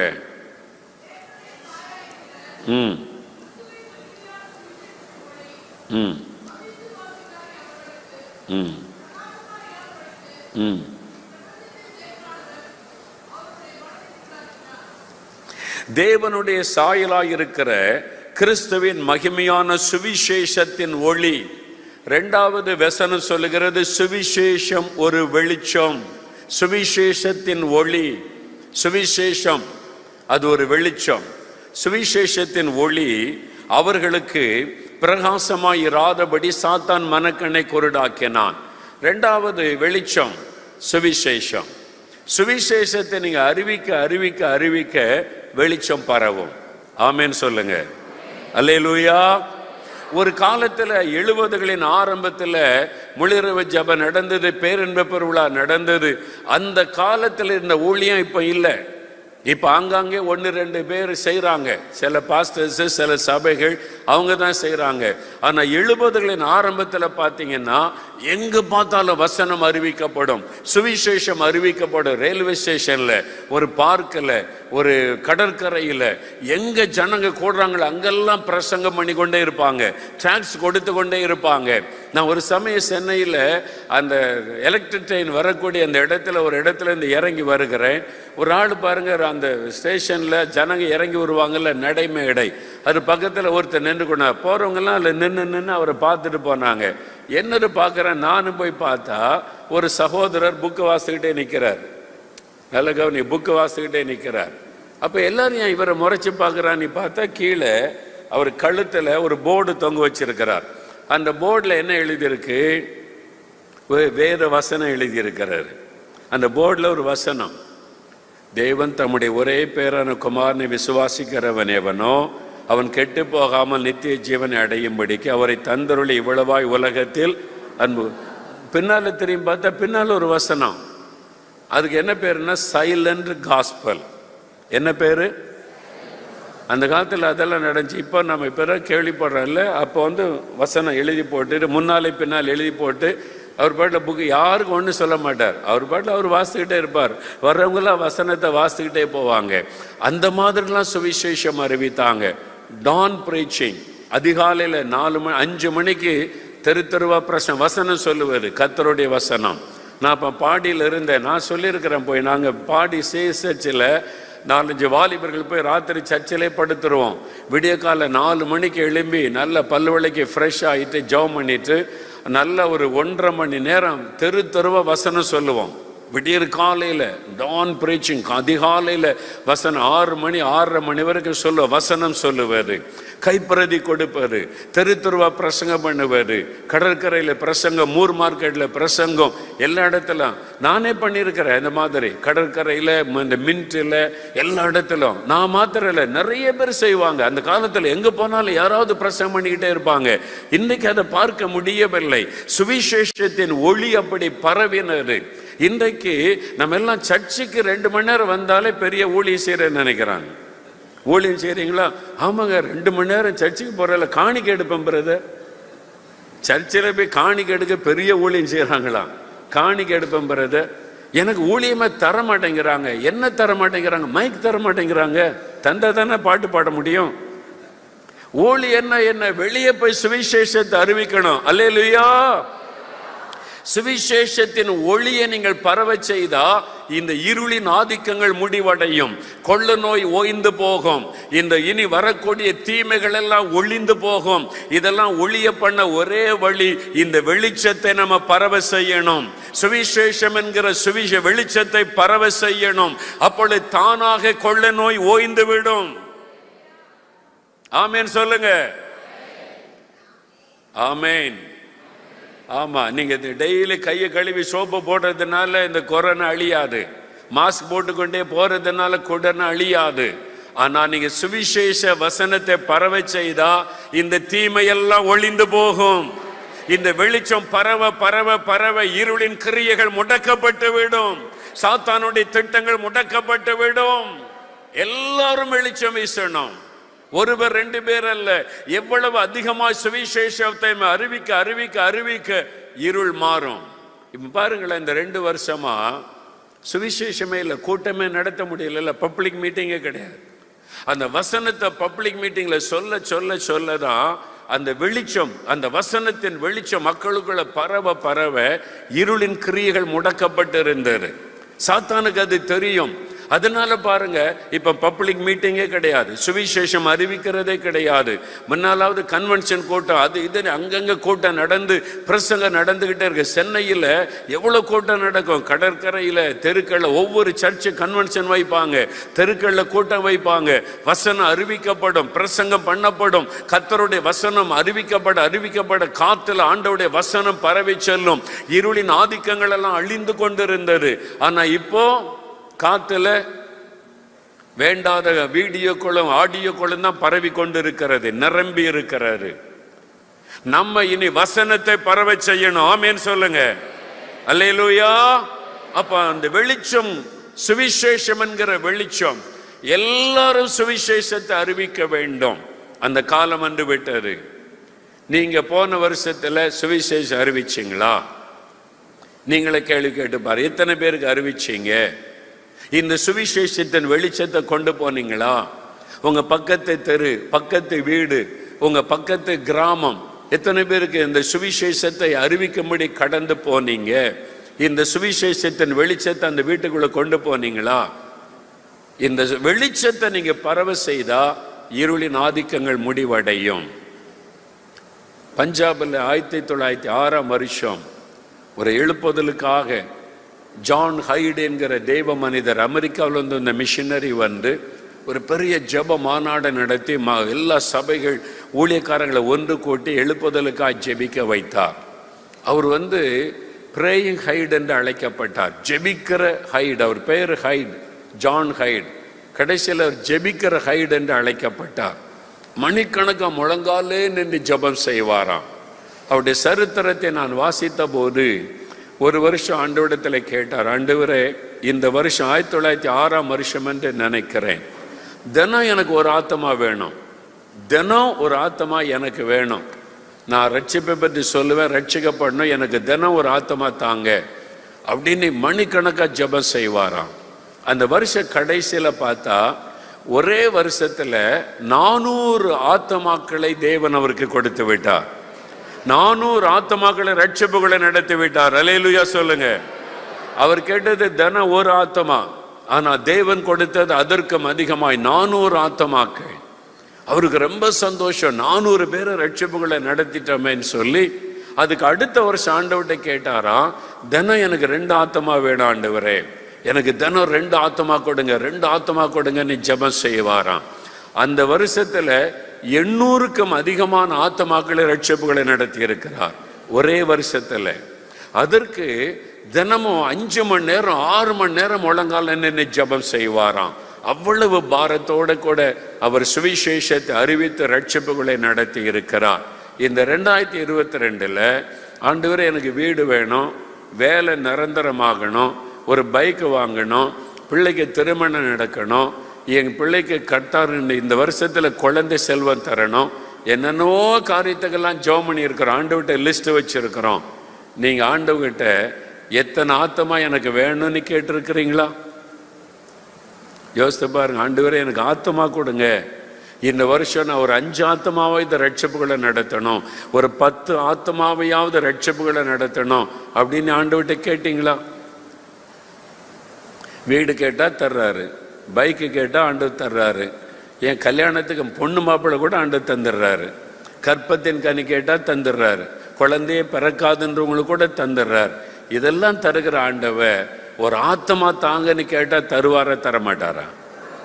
அவர் சிலுவையில் ரத்தம் சிந்தினதே ஆத்மாக்களுக்காக. அந்த எனக்கு ஒரு ஆத்மா தாங்கன்னு கேட்டால் தருவார்னு உங்களுக்கு தெரியுதில்ல, பிற ஏன் கேட்கல? அது எவ்வளவு முக்கியமான ஒரு காரியம். அவர் சிலுவையில் ரத்தம் சிந்தினது, சிலுவை சுமந்ததெல்லாம் ஆத்மாக்கள் ரட்சிக்கப்படுவதற்காக. எனக்கு ஒரு ஆத்மா கொடுங்க, இந்த பக்கத்து வீடு ஆத்மாக்களை நான் சர்ச்சுக்கு கூட்டிக்கிட்டு போகணும், எங்க தெருவில் இருக்கிற இத்தனை குடும்பத்தை நான் ஆலயத்துக்கு அழைத்து கொண்டு போகணும், எனக்கு இந்த ஆத்மாக்களை தாங்க ஆண்டவரே என்று ஏன் நீங்கள் கேட்கவில்லை? வேலை கேட்குறீங்க, ப்ரொமோஷன் கேட்குறீங்க, ஆண்டவர் கேட்டான் தந்துட்டாரு, ப்ரொமோஷன் தந்துட்டாரு, வேலையை நிரந்தரமாக்கிட்டாரு, ஆண்டவர்கிட்ட நான் வந்து இந்த அந்த சம்பள உயர்வு கேட்டு ஆண்டவர் தந்துட்டார், இதெல்லாம் சாட்சி சொல்லுகிறீர்களே. எனக்கு பக்கத்து வீட்டில் இருக்கிற ஆத்மா வேணும், இந்த பக்தி உள்ள குடும்பம் எனக்கு வேணும், எங்க தெருவில் இருக்கிற இத்தனை குடும்பங்களை எனக்கு வேணும், நான் அவங்களை ஆலயத்துக்கு கொண்டு போகணும், பரலோகத்திற்கு அவங்களை அழைச்சிட்டு வரணும், இந்த ஆத்மாக்களை தாரும் ஆண்டவர் என்று ஏன் நீங்கள் ஜெபிக்கவில்லை? ஏன் கேட்கவில்லை? கேட்டால் தருவார் என்று உங்களுக்கு தெரிகிறது, ஏன் கேட்கவில்லை? இந்த வருஷம் நம்ம மாறணும். ஆத்மா தாங்க ஆண்டவரே, மற்றதெல்லாம் தன்னால வரும். நான் இயேசு பற்றி உங்களுக்கு சொல்லணும், சுவிசேஷத்தை சொல்லணும். ஒரு வாலிப தம்பி சாட்சி சொல்ல வந்தான். அந்த தம்பி வந்து காலேஜில் படிக்கிற தம்பி. அவன் சொன்ன சாட்சி பாருங்க. சைக்கிள் இல்லை அவனுக்கு. அவங்க அப்பாட்ட போய் கேட்டான், அப்பா காலேஜில் சேர்ந்துட்டேன், எனக்கு ஒரு சைக்கிள் வாங்கி கொடுங்க. அப்பா சொன்னார், ஏசுகிட்ட போய் ஏசப்பாட்ட போய் கேளுப்பான்ட்டார். நல்ல தகப்பன் கைட் பண்ணார். நல்லா ஏசுகிட்ட போய் கேளு, அவர் தானே நமக்கு எல்லாமே. இவன் போய் ஏசப்பாட்ட கேட்டான், ஆண்டவரே எனக்கு சைக்கிள் கொடுங்க, சைக்கிள் கொடுங்க, நான் எனக்கு ஒரு சைக்கிள் இந்த காலேஜுக்கெல்லாம் போக வசதியாக இருக்குமே அப்படின்னு சொல்லி. அப்போ ஆண்டவர் கேட்டார், சைக்கிள் கொடுத்தா எனக்கு என்ன பண்ணுவேன் அப்படின்னு. அப்போ சொன்னான், நான் தினம் ஒரு ஆளுக்கு சுவிசேஷம் சொல்கிறேன் ஆண்டவரே. தினம் நான் காலேஜில் படிக்கிறான் பையன், நான் தினம் ஒருத்தருக்காவது இயேசுவை பற்றி சொல்லுவேன், சுவிசேஷம் சொல்லுவேன், எனக்கு ஒரு சைக்கிள் கொடுங்கன்ன உடனே ஆண்டவருக்கு ரொம்ப குஷி ஆயிட்டார். எதுக்கு தானே நான் ரத்தம் சிந்தி மறித்தேன், அதை கேட்குறான், அதை செய்வேன்னு சொல்கிறானே. உடனே ஆண்டவர் பார்த்தார், சாங்ஷன் போ, சைக்கிள் கொடுத்துட்டார் ஆண்டவர். அவன் சொல்கிறான், இப்போ தினம் ஒரு ஆளுக்கு நான் சுவிசேஷம் சொல்கிறேன், எனக்கு ஆண்டவர் சைக்கிள் தந்துட்டார். இன்னைக்கு அப்படிப்பட்ட சாட்சி எழும்பி போயிட்டார். ஒரு குடும்பத்தார் பார்த்து அவங்க சொல்கிறாங்க, நீங்கள் சொன்னீங்கல்ல கல்யாண வீட்டுக்கு போனால் குடும்பமாக போகிறீங்க, ஷாப்பிங் போனால் குடும்பமாக போகிறீங்க, ஒரு பர்த்டே பார்ட்டிக்கு போனால் பிள்ளைகளெல்லாம் கூட்டிகிட்டு குடும்பமாக போகிறீங்க, சுவிசேஷம் அறிவிக்க யோசிங்க. சுவிசேஷம் அறிவிக்க ஒன்று கணவரை நீங்கள் போயிட்டு வாங்கன்றீங்க, அல்லது புருஷன் சொல்கிறார் நீ போயிட்டு வான்றாரு. பிள்ளைகள் பிள்ளைகள் வேண்டாம், வீட்டில் இருக்கட்டும். எல்லாத்துக்கும் பிள்ளைகளை கூட்டிட்டு போறீங்க, கையில் கூட்டிட்டு போறீங்க. சுவிசேஷம் அறிவிக்க குடும்பமாக போங்க, வாரத்தில் ஒரு நாள் குடும்பமாக 2 மணி நேரம் போய் சுவிசேஷம் அறிவிச்சுட்டு ட்ராக்ஸ் கொடுத்துட்டு வாங்கன்னு. ஒரு குடும்பத்தார் இப்போ தான் ரட்சிக்கப்பட்டிருக்காங்க. இந்த கொரோனா காலத்தில் ரட்சிக்கப்பட்ட குடும்பம் அவங்க சொல்கிறாங்க, பிரதர் நீங்கள் சொன்னதுனால எங்கள் பிள்ளைகளெல்லாம் கூட்டிக்கிட்டு நானும் என் கணவர் பிள்ளைகள் நாங்கள் குடும்பமாக போய் ட்ராக்ஸ் கொடுத்து சுவிசேஷம் அறிவித்து கொண்டு வருகிறோம். நீங்கள் தெருவில் இறங்காமல் வெளிச்சம் எப்படி பரவும், சென்னை பட்டணத்தின் இருள் எப்படி மாறும், எப்படி இந்த எழுப்புதலின் வல்லமை பரவும். நீங்க சென்னை பட்டணத்தின் தெருக்களில் இறங்கணும், வீதிகளில் இறங்கணும், குடும்பமாக வீதிகளில் இறங்கி போய் சுவிசேஷம் அறிவிக்கணும், கைப்பருதி கொடுக்கணும், இயேசு உங்களை நேசிக்கிறான்னு சொல்லணும். அப்பதான் இருளில் ஆதிக்கத்திலிருந்து நம்ம வெற்றி பெற முடியும், விடுதலை பெற முடியும். யோசித்து பாருங்க, எத்தனை பேர் செய்ய போறீங்க, எத்தனை பேர் குடும்பமா தெருவில் இறங்க போறீங்க. கை இவ்வளவுதானே வருது, மேல வர மாட்டேங்குது இல்ல. எத்தனை பேருக்கு வேலை வேணும், கடன் பிரச்சனை மாறணும்னா உடனே எனக்கு ஜெபம் பண்ணுங்க பிரதர்பாங்க. எத்தனை பேர் குடும்பமா ஊழியம் செய்ய போறீங்கன்னா கை மெதுவா அப்படியே தானே வருது. அப்போ நமக்காக ஜீவனை கொடுத்த ஆண்டவருக்கு நம்ம என்ன செய்யறோம்? ஆண்டவர்கிட்ட கேட்டு கேட்டு அதை தாங்க இதை தாங்கன்னு கேட்கிறோமே, அவருக்காக நம்ம என்ன செய்கிறோம்? அவர் என்ன எதிர்பார்க்கிறாரு? அவர் எதிர்பார்க்கிற ஒண்ணே தான், சுவிசேஷத்தை அறிவி. அவங்க சுவிசேஷத்தை நம்ம அறிவித்து வேத வசனத்தை நம்ம பரவ செய்யணும். அதுதான் கடைசியாய் ஒரு காரியத்தை சொல்லி ஜெபிக்க போகிறோம். மத்தேயு 5ஆம் அதிகாரம் 16ஆம் வசனம் வாசிங்க. மத்தேயு 5ஆம் அதிகாரம் 16வது வசனம்.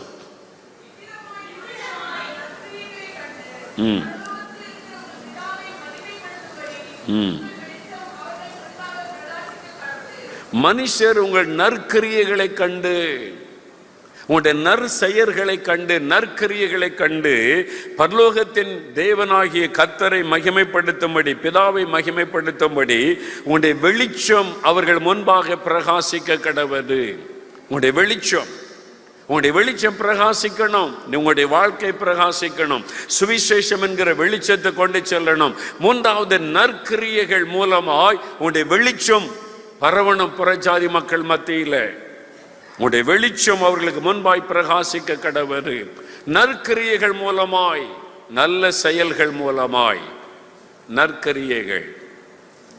மிஷினர்கள் வந்தாங்க, வெறுமனே வந்து இயேசுப்பட்டு மட்டும் சொல்லிட்டு போகல. இந்த ஜனங்கள் பாவம் படிப்பறிவில்லை, அவங்களுடைய வாழ்க்கை எதிர்காலம் நல்லா இருக்குன்னு அவங்க படிக்கணும், ஸ்கூல் ஆரம்பிச்சாங்க.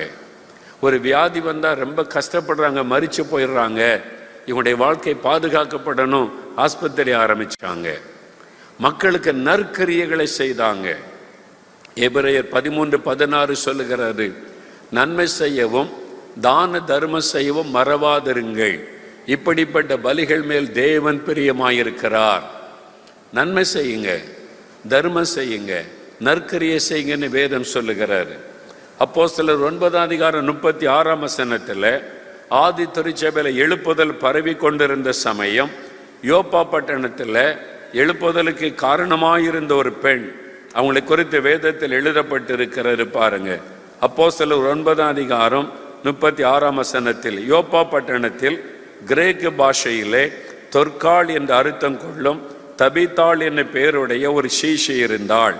அவள் நற்கிரியைகளையும் தர்மங்களையும் மிகுதியாய் செய்து கொண்டு வந்தாள். தொற்காள் நற்கிரியைகள் தான தர்மங்கள் அவள் மிகுதியாய் செய்து கொண்டு வந்தாள். அதனால தான் அவள் மரித்த போது விதவைகள்லாம் வந்து அழுகிறாங்க பேதர்கிட்ட. இவங்க எவ்வளவு எங்களுக்கு உதவி செய்திருக்கிறாங்க, இவங்களால தான் நாங்கள் இயேசுவை அறிந்து கொண்டோம், இவங்க எவ்வளவு நல்ல காரியங்களை எங்களுக்கு செய்திருக்கிறாங்க, அவங்க இன்னும் கொஞ்ச நாள் உயிரோடு இருந்த ஆண்டவருடைய நாம மகிமைப்படுமே, இன்னும் நிறைய பேருக்கு நன்மை செய்வாங்களே நீ அழுததுனால தான் பேதுருக்குள்ள அவங்களுக்காக ஜெபிக்கணும் என்கிற பாரம் உண்டானது. இவங்க தேவனுடைய ராஜ்யத்திற்கு பிரயோஜனமானவர்கள், இவங்க தேவ சித்தத்தை நிறைவேற்றுகிறவர்கள், தேவனுடைய ராஜ்யத்தை கட்டி கொண்டிருக்கிற ஒரு பெண் இந்த தொற்காள், ஆண்டவருடைய விருப்பத்தை நிறைவேற்றி கொண்டிருக்கிற தொற்காள். இவங்க உயிரோடு இருந்தால் இன்னும் இயேசுவின் நாமம் மகிமைப்படும், ஆண்டவருடைய வெளிச்சம் இந்த பட்டணத்திலே பரவும். ஆகவே அவர்கள் உயிரோடு எழும்ப வேண்டும் என்ற ஒரு பாரம் பேதுருக்குள்ளே வந்தது. ஆகவேதான் அவர் ஆண்டவரோடு பேசுகிறார், ஆண்டவரோடு பேசி தபித்தாளை எழும்பும்படி செய்கிறார். நம்ம நற்கிரியைகள் எவ்வளவு பேருக்கு, எத்தனை பேருக்கு நன்மை செய்திருக்கிறீங்க? ஒவ்வொரு கிறிஸ்தவர்களும் கவனிங்க, சம்பளத்தில் ஒரு தசமபாகம் சர்ச்சை கொடுக்கணும், ஒரு தசமபாகம் கர்த்தருக்கு ஒரு இது சர்ச்சை கொடுக்கணும் சபை ஊழியங்களுக்கு, இன்னொரு தசமபாகம் ஏழைகளுக்கு, பாதிக்கப்பட்ட மக்களுக்கு. உங்களால் முடிந்த உதவிகளை உங்கள் இருக்கிற இடத்துல நீங்கள் செய்வார். இங்கே நிறைய வாலிபர்கள் பெண் பிள்ளைகளாக இருக்கீங்க, வேலை தேடி கொண்டு இருப்பீங்க. படித்து முடிச்சுட்டேன், வேலை தேடி கொண்டு இருக்கிறேன் அப்படி சொல்கிறாங்க, கை வைத்துங்க. உயர்த்த மாட்டிங்களா? இப்போ பிரதர் ஏதோ ஒரு உயர்த்த சொல்ல நீ பயந்துக்கிட்ட உயர்த்துறது இல்லை, எதாவது கேட்டால் உயர்த்துட்டா ஏதாவது மாட்டி விட்டுருவார் அப்படின்னு சொல்லி ஒரே ஒரு தம்பி தான் உயர்த்துறான். இங்கே கொஞ்சம் பேர் உயர்த்துறான். இன்னும் யாராவது இருக்கீங்களா? நீங்கள் உயர்த்தினா உங்களுக்கு வேலை கிடைச்சிட உடனே, அப்படி இல்லைன்னா உங்களுக்கு கிடைக்காது. அதனால் ஒழுங்காக உயர்த்திருங்க. ஆண்டோடைய சமூகத்தில் வேலை தேடி கொண்டிருக்கிறேன் பிரதர், எனக்கா ஜெபிங்கன்ற கை வைத்துங்க. இப்போ தான் கொஞ்சம் உயருது. சரி, நீங்கள் வேலை தேடி கொண்டு இருக்கிறீங்க. இந்த சமயத்தில் படித்து முடித்தவங்க நீங்கள் இயேசுவுக்காக ஏதாவது செய்யணும். என்ன செய்யலாம் அப்படின்னு நினச்சிங்கன்னா, உங்கள் தெருவில் விளையாடி கொண்டு இருக்கிற 10 பிள்ளைகளை கூப்பிட்டு டியூஷன் எடுங்க. தினம் ஒரு 2 மணி நேரம் பாடம் சொல்லி கொடுங்க. எத்தனை பிள்ளைகளுக்கு பணம் கொடுத்து டியூஷன் வைக்க முடியாத ஏழை குடும்பம் இருக்கிறாங்க. நீங்கள் உங்கள் வீட்டுக்கு கூப்பிட்டு ஒரு 5 பிள்ளைகள் 10 பிள்ளைகளுக்கு 2 மணி நேரம் படிக்க சொல்லி கொடுங்க. நற்கரியை செய்யுங்க. அந்த பெற்றோர் உங்களை எவ்வளோ சந்தோஷப்படுவாங்க தெரியுமா? ரொம்ப மகிழ்ச்சி அடைவாங்க. அந்த பேரண்ட்ஸே உங்களை வாழ்த்துவாங்க, உங்களுக்கு வேலை கிடைச்சிரும், ஆண்டவர் உங்களை ஆசீர்வதிப்பார். சும்மா இருக்கக்கூடாது. கிறிஸ்தவங்க படிச்சுட்டு என்ன செய்கிற, சும்மா இருக்கிறேன், நான் சும்மா இருந்தால் சம்திங் ராங் சொல்லிடுவேன். வேலை தேடிக்கிட்டு இருக்கேன், வேலை செய். ஏதாவது என்ன வேலை தேடுற? நான் இன்னும் படிச்சிருக்கேன், இந்த மாதிரி வேலை தேடுறேன். அப்போ சின்ன வேலை கிடைச்சா செய்ய மாட்டீங்களா? என்ன கிடைச்சாலும் செய்யுங்க. 1000 ரூபாய்க்கு சம்பளத்துக்கு வேலை கிடைச்சாலும் செய்யுங்க. அதன் பிறகு கர்த்தர் உயர்த்துவார். முதல்ல நற்கரியை செய்யுங்க. அல்லேலூயா சொல்லுங்க. வீட்டில் சும்மா இருக்கிற நிறைய பேர் படித்து முடிச்சுட்டு வீட்டில் சும்மா இருக்கிறீங்க. கணவர் வேலைக்கு போகிறாரு, வீட்டில் இருக்கிறீங்க. டெய்லி 1 மணி நேரம் டியூஷன் சொல்லிக் கொடுங்க. அந்த தெருவில் இருக்கிற 5 பிள்ளைகளுக்கு சொல்லிக் கொடுங்க. அது ஒரு நற்கரியை. அது மூலமாக இயேசுவின் அன்பு பரவும். இயேசுவின் அன்பை அந்த குடும்பத்தார் அறிந்து கொள்ளுவாங்க. நீங்கள் இயேசுவை பற்றி சொல்லவே வேண்டாம், நீங்கள் நற்கரியை செய்யுங்க, தன்னால் அறிந்து கொள்ளுவாங்க. இவங்க கிறிஸ்தவங்க, இவங்க இயேசுவின் அன்பினால் செய்கிறாங்க அப்படின்னு இந்த பிள்ளைகள் தன்னால் இயேசுவை அறிந்து கொண்டு ரட்சிக்கப்படுவதை நீங்கள் பார்க்க முடியும். ஆண்டவர் அப்படி செய்கிறார். நற்கரியைகள் செய்யுங்க, தான தர்மம் செய்யுங்க. இந்த சென்னையில் வெள்ளம் வந்துச்சுல்ல இந்த வருஷம், எதிர்பாராத மழை, ஜனவரி மாதம் கூட வெள்ளம், சில இடத்துல முட்டளவுக்கு தண்ணி, நிறைய குடும்பத்தில் கஷ்டப்பட்டாங்கல்ல. எத்தனை பேர் இப்படி கஷ்டப்பட்டீங்க? கை வைத்தங்க. எங்கள் தெருவிலெல்லாம் வெள்ளம், வீட்டுக்குள்ளெல்லாம் வெள்ளம்ன்ற கை வைத்துங்க. எத்தனை பேர்? நிறைய பேர் கஷ்டப்பட்டவங்க இருக்காங்க. உங்களுக்கு உதவி செய்ய யாராவது வந்தாங்களா? வரலையா? ஒரு கிறிஸ்தவங்க கூட வரலையா? பாருங்க, கிறிஸ்தவங்களுக்கு உதவி செய்ய மாட்டேங்கிறோம். அப்புறம் நம்ம என்னத்தை செய்ய போகிறோம் உலகத்தில்? அவங்கள கை வைத்துறோம். யாரும் வரல எங்கள் வீட்டுக்கு. அப்போ கிறிஸ்தவர்கள் நல்ல வாய்ப்பு. இந்த மாதிரி காரியம் நடக்கும்போது யாருமே சொல்ல தேவையில்லை. 4-5 கிறிஸ்தவர்கள் ஒன்று சேர்ந்து வாங்க வந்து அந்த ஊரில் தண்ணி வந்துட்டு அந்த தெருவில் சென்னையில் இந்த ஏரியாவில் வீடுகளில் நம்ம போய் ஒரு தண்ணி பாட்டில் கொடுக்கலாம். வேறு ஒன்றும் இல்லைங்க, குடிக்கிறதுக்கு தண்ணிங்க, அது கூட இல்லாமல் கஷ்டப்பட்டாங்க. ஒரு 100 தண்ணி பாட்டில் கொண்டு போய் 100 வீட்டுக்கு கொடுத்தீங்கன்னா அவங்க எவ்வளோ சந்தோஷப்பட்டிருப்பாங்க. இயேசுவின் நற்கிரியை செய்ய எத்தனையோ வாய்ப்பு கண் முன்னால் வருது. ஒரு உங்கள் வீட்டில் 4 பேருக்கு சமைக்கிறீங்க, கூட 2 பேருக்கு கூட 2 பிடி அரிசி போட்டால் போதும். சமைச்சு அந்த நேரத்தில் வீட்டில் போய் 2 பொட்டில் சாப்பாடு கொடுத்துருந்தா எவ்வளோ சந்தோஷப்பட்டிருப்பாங்க. நிறைய பேர் பேட்டி கொடுத்தாங்க, வீட்டில் ஒன்றுமே இல்லை, சமைக்க முடியல, குடிக்கிறதுக்கு தண்ணி இல்லை, கேஸ் இல்லை, கரண்ட் இல்லை, என்ன பண்ணுன்னு தெரில, சாப்பிட ஒன்றும் இல்லைன்னு எத்தனை பேர் சொன்னாங்க. அரசாங்கம் செய்துச்சுல்ல, அதை விட நம்ம தான் தீவிரமாக செய்யணும். ஏன் நீங்கள் செய்யலை? ஆண்டவர் உங்களுக்கு வாய்ப்பு கொடுத்து நீங்க செய்யல. சென்னை மக்கள், சென்னை விசுவாசிகள் மனம் திரும்பணும். ஆமீன் சொல்லுங்க, அல்லேலூயா சொல்லுங்க. எனக்கு தென்கொரியாவில் டாக்டர் பாலியங்கிச்ச சர்ச்சுக்கு ஒரு முறை போயிருந்த போது அந்த கான்ஃபரன்ஸ் போனப்போ ஒரு சண்டே சர்வீஸில் பாலியங்கிச்சோ பேசினாங்க. அப்போ தென்கொரியாவில் ஒரு பகுதியில் வெள்ளம் வந்து நிறைய வீடுகள்லாம் பாதிக்கப்பட்டு போச்சு. பாலியங்கிச்ச அறிவிப்பு கொடுக்குறாரு, நம்ம நாட்டில் இந்த சிட்டியில் வெள்ளம் வந்து நம்முடைய ஜனங்கள் நிறைய பேர் பொருளெல்லாம் இழந்துட்டாங்க, நம்ம சபையாக ஹெல்ப் பண்ணணும், அதனால் நீங்கள் ஏவப்பட்டவங்க பொருட்கள் வாங்கி தரலாம். என்ன பொருள்? நம்ம ஊரில் என்ன அனௌன்ஸ் பண்ணுவாங்க, உங்கள் வீட்டில் இருக்கிற பழைய ட்ரெஸ் இருந்தால் கொண்டு வாங்க, பயன்படுத்தாத ஏதாவது பொருள் இருந்தால், ஃபேன் இருக்குது வீட்டில் சும்மா அதை கொண்டு வாங்க, அப்படி தான் நம்ம ஊரில் அனௌன்ஸ் பண்ணுவோம். நான் அந்த ஆராதனை இருந்தேன். அவர் சொல்கிறாரு, ஃப்ரிட்ஜ் கொண்டு வாங்க, வாஷிங் மிஷின் கொண்டு வாங்க. வித்தியாசமாக இருக்குல்ல? நான் கண்ணால் பார்த்தது. அவர் சொன்ன ஃப்ரிட்ஜ் கொடுங்க, வாஷிங் மிஷின் கொடுங்க, அதெல்லாம் கொண்டு போய் கொடுப்போம் அந்த ஜனங்களுக்கு சொல்லிட்டு அவர் ஒரு அறிவிப்பு கொடுத்தார், நோ செகண்ட் ஹேண்ட். சிரிப்பு வருது இல்லை? அவர் அறிவிச்சார் நோ செகண்ட் ஹேண்ட். அவங்கெல்லாம் வசதியாக வாழ்ந்தவங்க, இன்னைக்கு வெள்ளத்தினால இழந்துட்டாங்க. நீங்கள் செகண்ட் ஹேண்டை கொண்டு போய் கொடுத்தா, யூஸ் பண்ண பொருளை கொடுத்தா எவ்வளோ மன வேதனைப்படுவாங்க. நான் இழந்து போனால்தான் இந்த நிலைமை இன்னி, அதனால எல்லாம் புதுசாக வாங்கிட்டு வாங்கன்னு சொல்லி வந்து குமிஞ்சிட்டு. நம்ம அப்படிப்பட்ட கிறிஸ்தவர்களாக மாறணும். ஆமேன்னு சொல்லுங்க. இனிமே மெட்ராஸில் வெள்ளம் வந்தாலும் கஷ்டம் வந்தாலும் முதல்ல போய் நிற்க வேண்டிய ஆட்கள் கிறிஸ்தவங்கள்லாம் எழும்பிடணும். ஆமேன்னு சொல்லுங்க.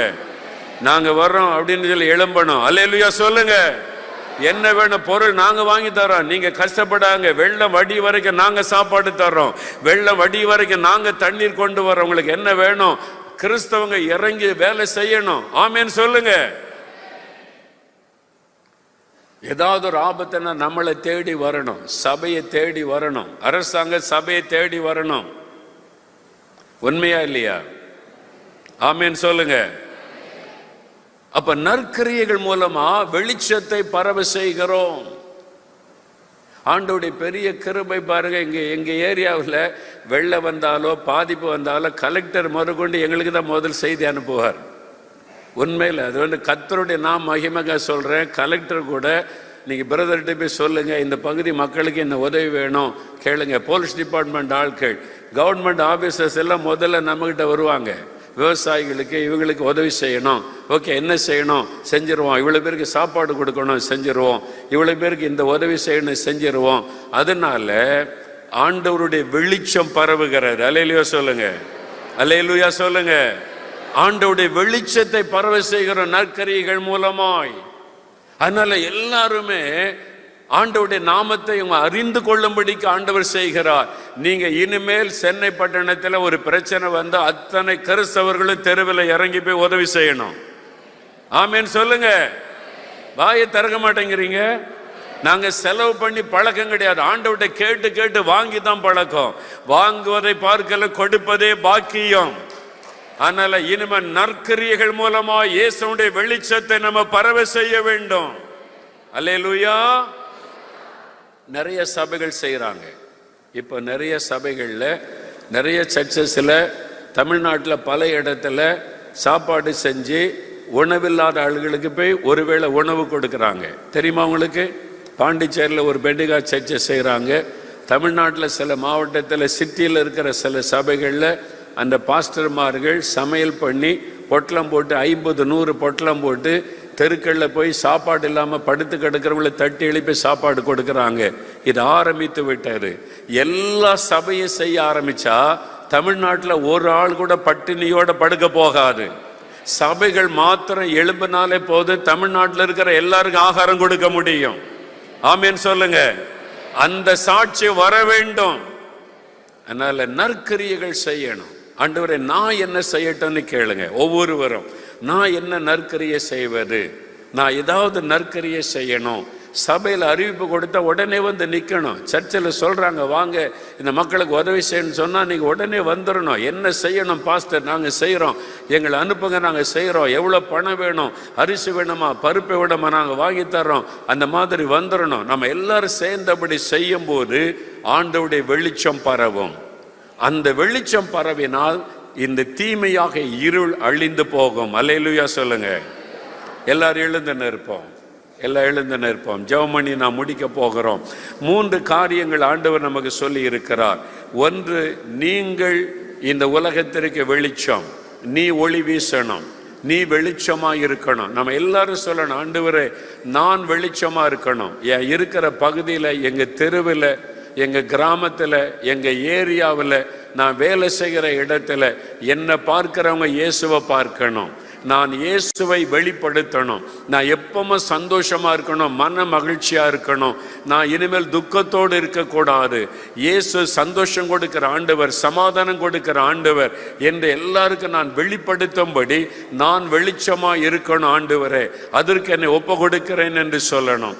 2வது, சுவிசேஷத்தின் வெளிச்சத்தை நான் கொண்டு செல்லுவேன். இனி நான் சும்மா இருக்க மாட்டேன். இயேசுவை நான் அறிவிப்பேன். இந்த சுவிசேஷத்தை பரவச் செய்வேன். சுவிசேஷ வார்த்தைகளை எல்லா மக்களுக்கும் அறிவிப்பேன். இந்த வெளிச்சத்தை நான் பரவச் செய்வேன்.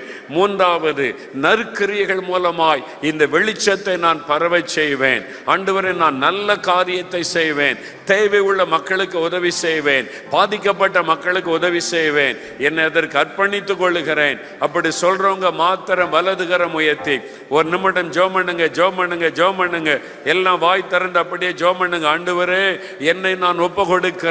வெளிச்சம் கொடுப்பதற்காக என்னை ஒப்பு கொடுக்கிறேன். வெளிச்சத்தை பரவ செய்வதற்காக என்னை ஒப்பு கொடுக்கிறேன். இருளின் ஆதிக்கங்களுக்கு முடிவு உண்டாகணும். இருளின் வல்லமைகள் அழிக்கப்படணும். இருளின் சக்திகள் அழிக்கப்படணும். தேசத்திலே காணப்படுகிற பரவி வருகிற இருள் ஒளிந்து போக வேண்டும். இந்த காரிருள் ஒளிந்து போக வேண்டும். அதற்காக நானே வெளிச்சமாக இருப்பேன். நான் வெளிச்சம் கொடுக்கிற மகனாக மகளாக இருப்பேன். நான் வேலை செய்கிற இடத்திலே நான் உமக்கு ஒளியாக இருப்பேன். நான் வசிக்கிற கிராமத்தில், தெருவில், எங்க வீதியிலே நான் வெளிச்சமாய் இருப்பேன். அதற்காக என்னை ஒப்பு கொடுக்கிறேன். ஆண்டவரே என் சுபாவங்கள் மாறட்டும், என் குணங்கள் மாறட்டும். ஆண்டவரே எப்பொழுது நான் மகிழ்ச்சியாக இருந்து இயேசுவின் வெளிச்சத்தை நான் பரவச் செய்வதற்கு என்னை ஒப்பு கொடுக்கிறேன். ஆண்டவரே அப்படி சொல்லுங்க, சொல்லுங்க, ஜெபம் பண்ணுங்க, ஜெபம் பண்ணுங்க. சுவிசேஷத்தை நான் அறிவிப்பேன். ஆண்டவரே சுவிசேஷத்தின் ஒளியை நான் பரவச் செய்வேன். உம்முடைய வசனத்தின் வெளிச்சத்தை எல்லா மக்களுக்குள்ளும் கொண்டு செல்லுவேன். என்னை அதற்காக அர்ப்பணித்துக் கொள்ளுகிறேன். குடும்பமாய் போய் நான் ஊழியம் செய்வேன். குடும்பமாய் போய் சுவிசேஷத்தை நான் அறிவிப்பேன். அதற்காக என்னை ஒப்பு கொடுக்கிறேன். சுவிசேஷத்தின் ஒளியை சென்னை பட்டணம் முழுவதில் நான் பரவச் செய்வேன். அதற்காக என்னை அர்ப்பணித்துக் கொள்ளுகிறேன் என்று சொல்லுங்கள். நற்கிரியை செய்வேன். ஆண்டவரே நல்கிரியை செய்வேன். தேவை உள்ள மக்களுக்கு உதவி செய்வேன். இயேசுவின் அன்பை நான் வெளிப்படுத்தி காண்பிப்பேன். அதற்காக என்னை ஒப்பு கொடுக்கிறேன். அதற்காக என்னை ஒப்பு கொடுக்கிறேன். ஆண்டவரே அப்படி ஒப்பு கொடுக்கிறவங்க வலதுகரம் உயர்த்தி ஒரு நிமிடம் நீங்களே ஜெபிக்கணும். நீங்களே ஜெபிக்கணும். நான் இந்த இருள் விலகணும். தேசத்தை விட்டு காரிருள் ஒளியணும்.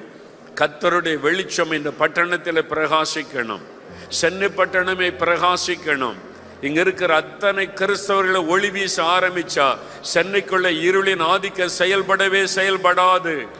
இருளின் ஆதிக்கங்கள் ஒளிந்து விடும். சாத்தானுடைய கிரியைகள் முடக்கப்பட்டு விடும். அதற்கு நான் ஒளி வீசுவேன். எல்லாரும் சொல்லுங்க.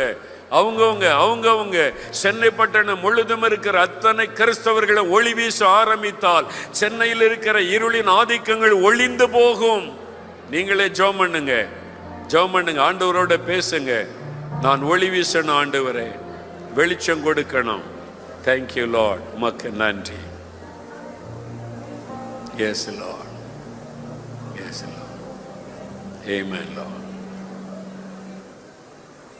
thank you Lord, amen Jesus. இனிமேல் வாரத்தில் ஒரு நாள் அல்லது மாதத்தில் ஒரு நாள் குடும்பமாய் நாங்கள் ஃபேமிலியாக என் பிள்ளைகளோட, என் கணவர், என் மனைவி, பிள்ளைகளோட ரட்சிக்கப்பட்ட நாங்கள் குடும்பமாக போய் ஒரு மணி நேரம் அல்ல 2 மணி நேரம் சுவிசேஷத்தை நான் அறிவிப்பேன். கைப்பிரதி கொடுக்கிறதின் மூலம், எனக்கு பேச தெரியாது, ஒரு டிராக்ஸ் கொண்டு போய் கொடுப்பேன். ஒரு வசனத்தை எழுதி வைத்து போர்டில் வைத்து கொண்டு ரோட்டில் நிற்பேன். வசனத்தை போர்டில் எழுதி வச்சு ரோட்டில் நிற்பேன். நான் இந்த வசனத்தை மக்கள் வாசிக்கட்டும்னு சொல்லி, ஆண்டவரே நான் ஊழியம் செய்வேன் குடும்பமாக. எத்தனை பேர் ஒப்பு கொடுக்குறீங்க? அப்படிப்பட்ட அங்கே வல்லதுகரம் வைத்தங்க.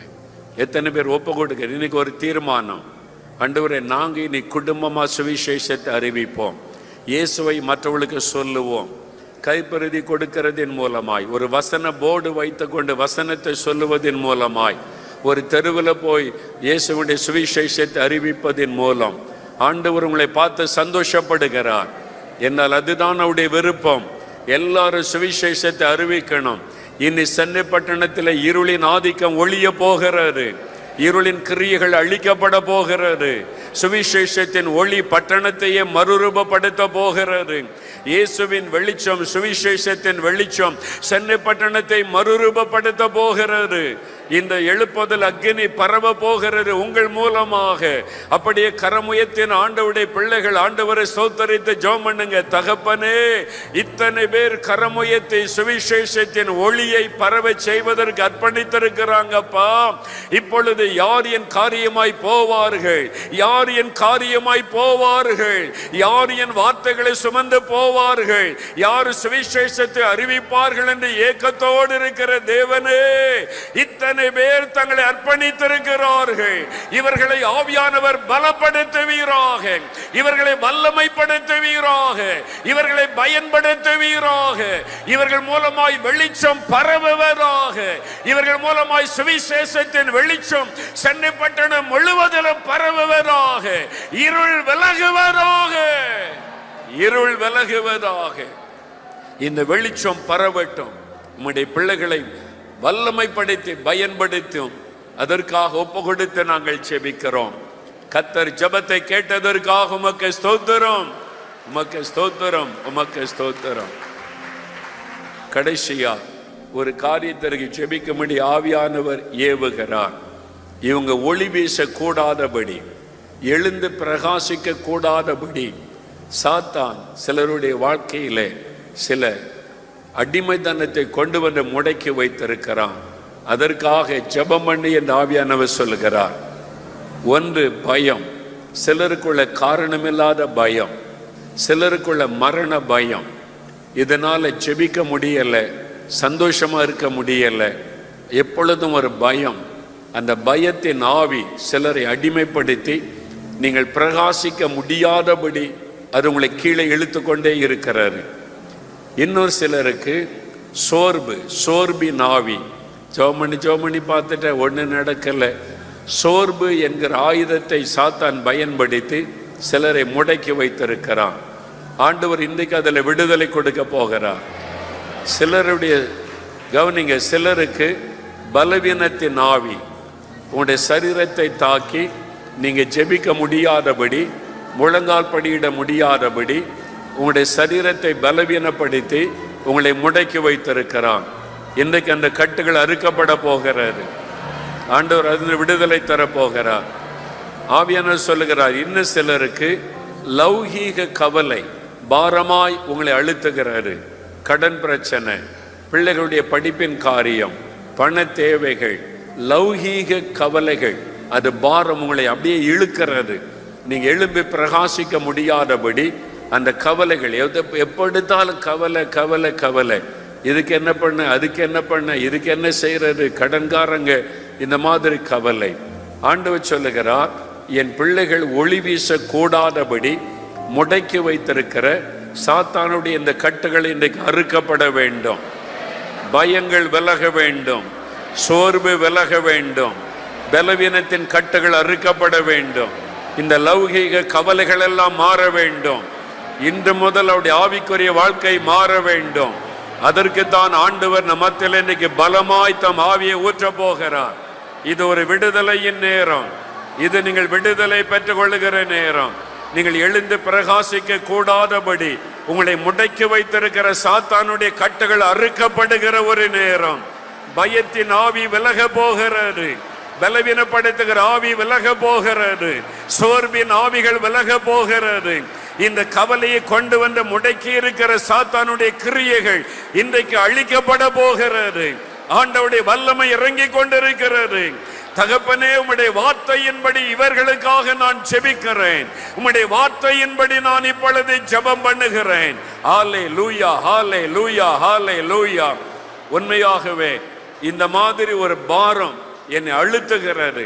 நான் எழும்பி பிரகாசிக்க முடியாதபடி, ஜெபத்திலே வளர முடியாதபடி, சாட்சியா இருக்க முடியாதபடி, ஆண்டவருடைய நாமத்தை மகிமைப்படுத்த முடியாதபடி, இவைகள் தான் என்னை அடிமைப்படுத்தி கீழே இழுத்து கொண்டே இருக்கிறது.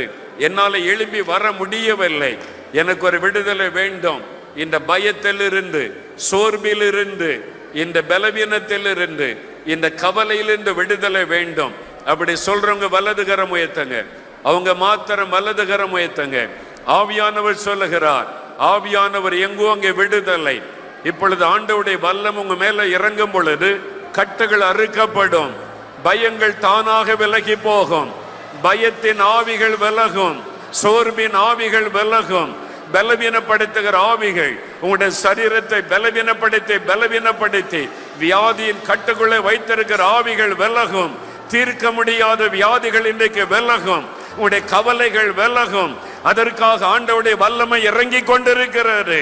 இப்பொழுது இப்பொழுது இப்பொழுது ஒவ்வொருவர் மீதும் கர்த்தருடைய ஆவியானுடைய வல்லமை இறங்கி கொண்டிருக்கிறது. விடுதலையின் வல்லமை இறங்கி கொண்டிருக்கிறது. கட்டுகள் அறுக்கப்பட்டு கொண்டிருக்கிறது. நசரேயனாகிய இயேசுவின் நாமத்தினாலே, இயேசு கிறிஸ்துவின் நாமத்தினாலே பயத்தின் ஆவிகள் விலகுவதாக, பயத்தின் ஆவிகள் விலகுவதாக, சோர்வின் ஆவிகள் விலகுவதாக, அந்த கட்டுகள் அறுக்கப்படுவதாக. பலவீனப்படுத்துகிற ஆவிகள், சரீரத்தை பலவீனப்படுத்தி முடக்கி வைத்திருக்கிற ஆவிகள் இயேசுவின் நாமத்தில் விலகுவதாக. நோய்களை கொண்டு வருகிற ஆவி, வியாதியை கொண்டு வந்து முடக்கி வைத்திருக்கிற ஆவிகள் இயேசு கிறிஸ்துவின் நாமத்தில் விலகுவதாக. கவலைகள் பாரங்களை கொண்டு வந்திருக்கிற ஆவிகள் விலகுவதாக. ஒவ்வொருவருடைய சரீரத்திலும், அவருடைய ஆத்துமாவிலும், அவருடைய ஆவியிலும் இயேசு கிறிஸ்துவின் நாமத்தில் விடுதலை உண்டாகட்டும். உம்முடைய வல்லமை இறங்குகிறதற்காய் நன்றி. கர்த்தருடைய வல்லமை இறங்குகிறது, கர்த்தருடைய அக்கினி இறங்குகிறது. கட்டுகள் அறுக்கப்பட்டு கொண்டிருக்கிறது. இன்றைக்கு ஒரு விடுதலையின் நாள். நீங்கள் எழும்பி பிரகாசிக்க போகிறீர்கள், நீங்கள் எழும்பி பிரகாசிக்க போகிறீர்கள். அந்த கட்டுகள் அறுக்கப்படுகிறது இயேசுவின் நாமத்தினாலே. அந்த கட்டுகள் அறுக்கப்படுவதாக, சத்தனுடைய கிரியைகள் அழிக்கப்படுவதாக. விடுதலை உண்டாவதாக, விடுதலை உண்டாவதாக. கர்த்தர் கொடுக்கிற விடுதலைக்காக நன்றி, உமக்கு நன்றி. ஆண்டவருடைய பலத்த வல்லமை உங்களை தொட்டு இருக்கிறாரு. இன்றைக்கு உங்களுக்கு ஒரு விடுதலை தேவன் கொடுத்து விட்டார். இனி நீங்கள் எழும்பி பிரகாசிக்க போறீங்க. உங்களுடைய வெளிச்சம் பலமாய் வீச போகிறது. இருளின் ஆதிக்கங்கள் ஒளிகிறது, கொள்ள நோய் ஒளிகிறது இயேசுவின் நாமத்தினாலே. அந்த இருளின் வல்லமைகள் அழிக்கப்பட்டு போனது. கர்த்தருக்கு ஸ்தோத்திரம். தகப்பனே, அருமையான இந்த பிள்ளைகள் ஒளி வீசுவதற்காக தெரிந்து கொள்ளப்பட்டவர்கள். நீங்கள் எழும்பி பிரகாசியுங்கள்.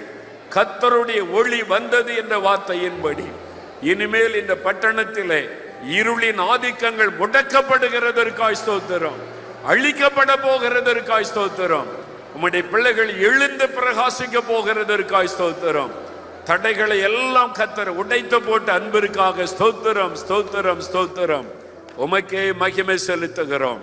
இயேசு கிறிஸ்துவின் நாமத்தில் ஜெபிக்கிறோம் பிதாவே. ஆமென், ஆமென்.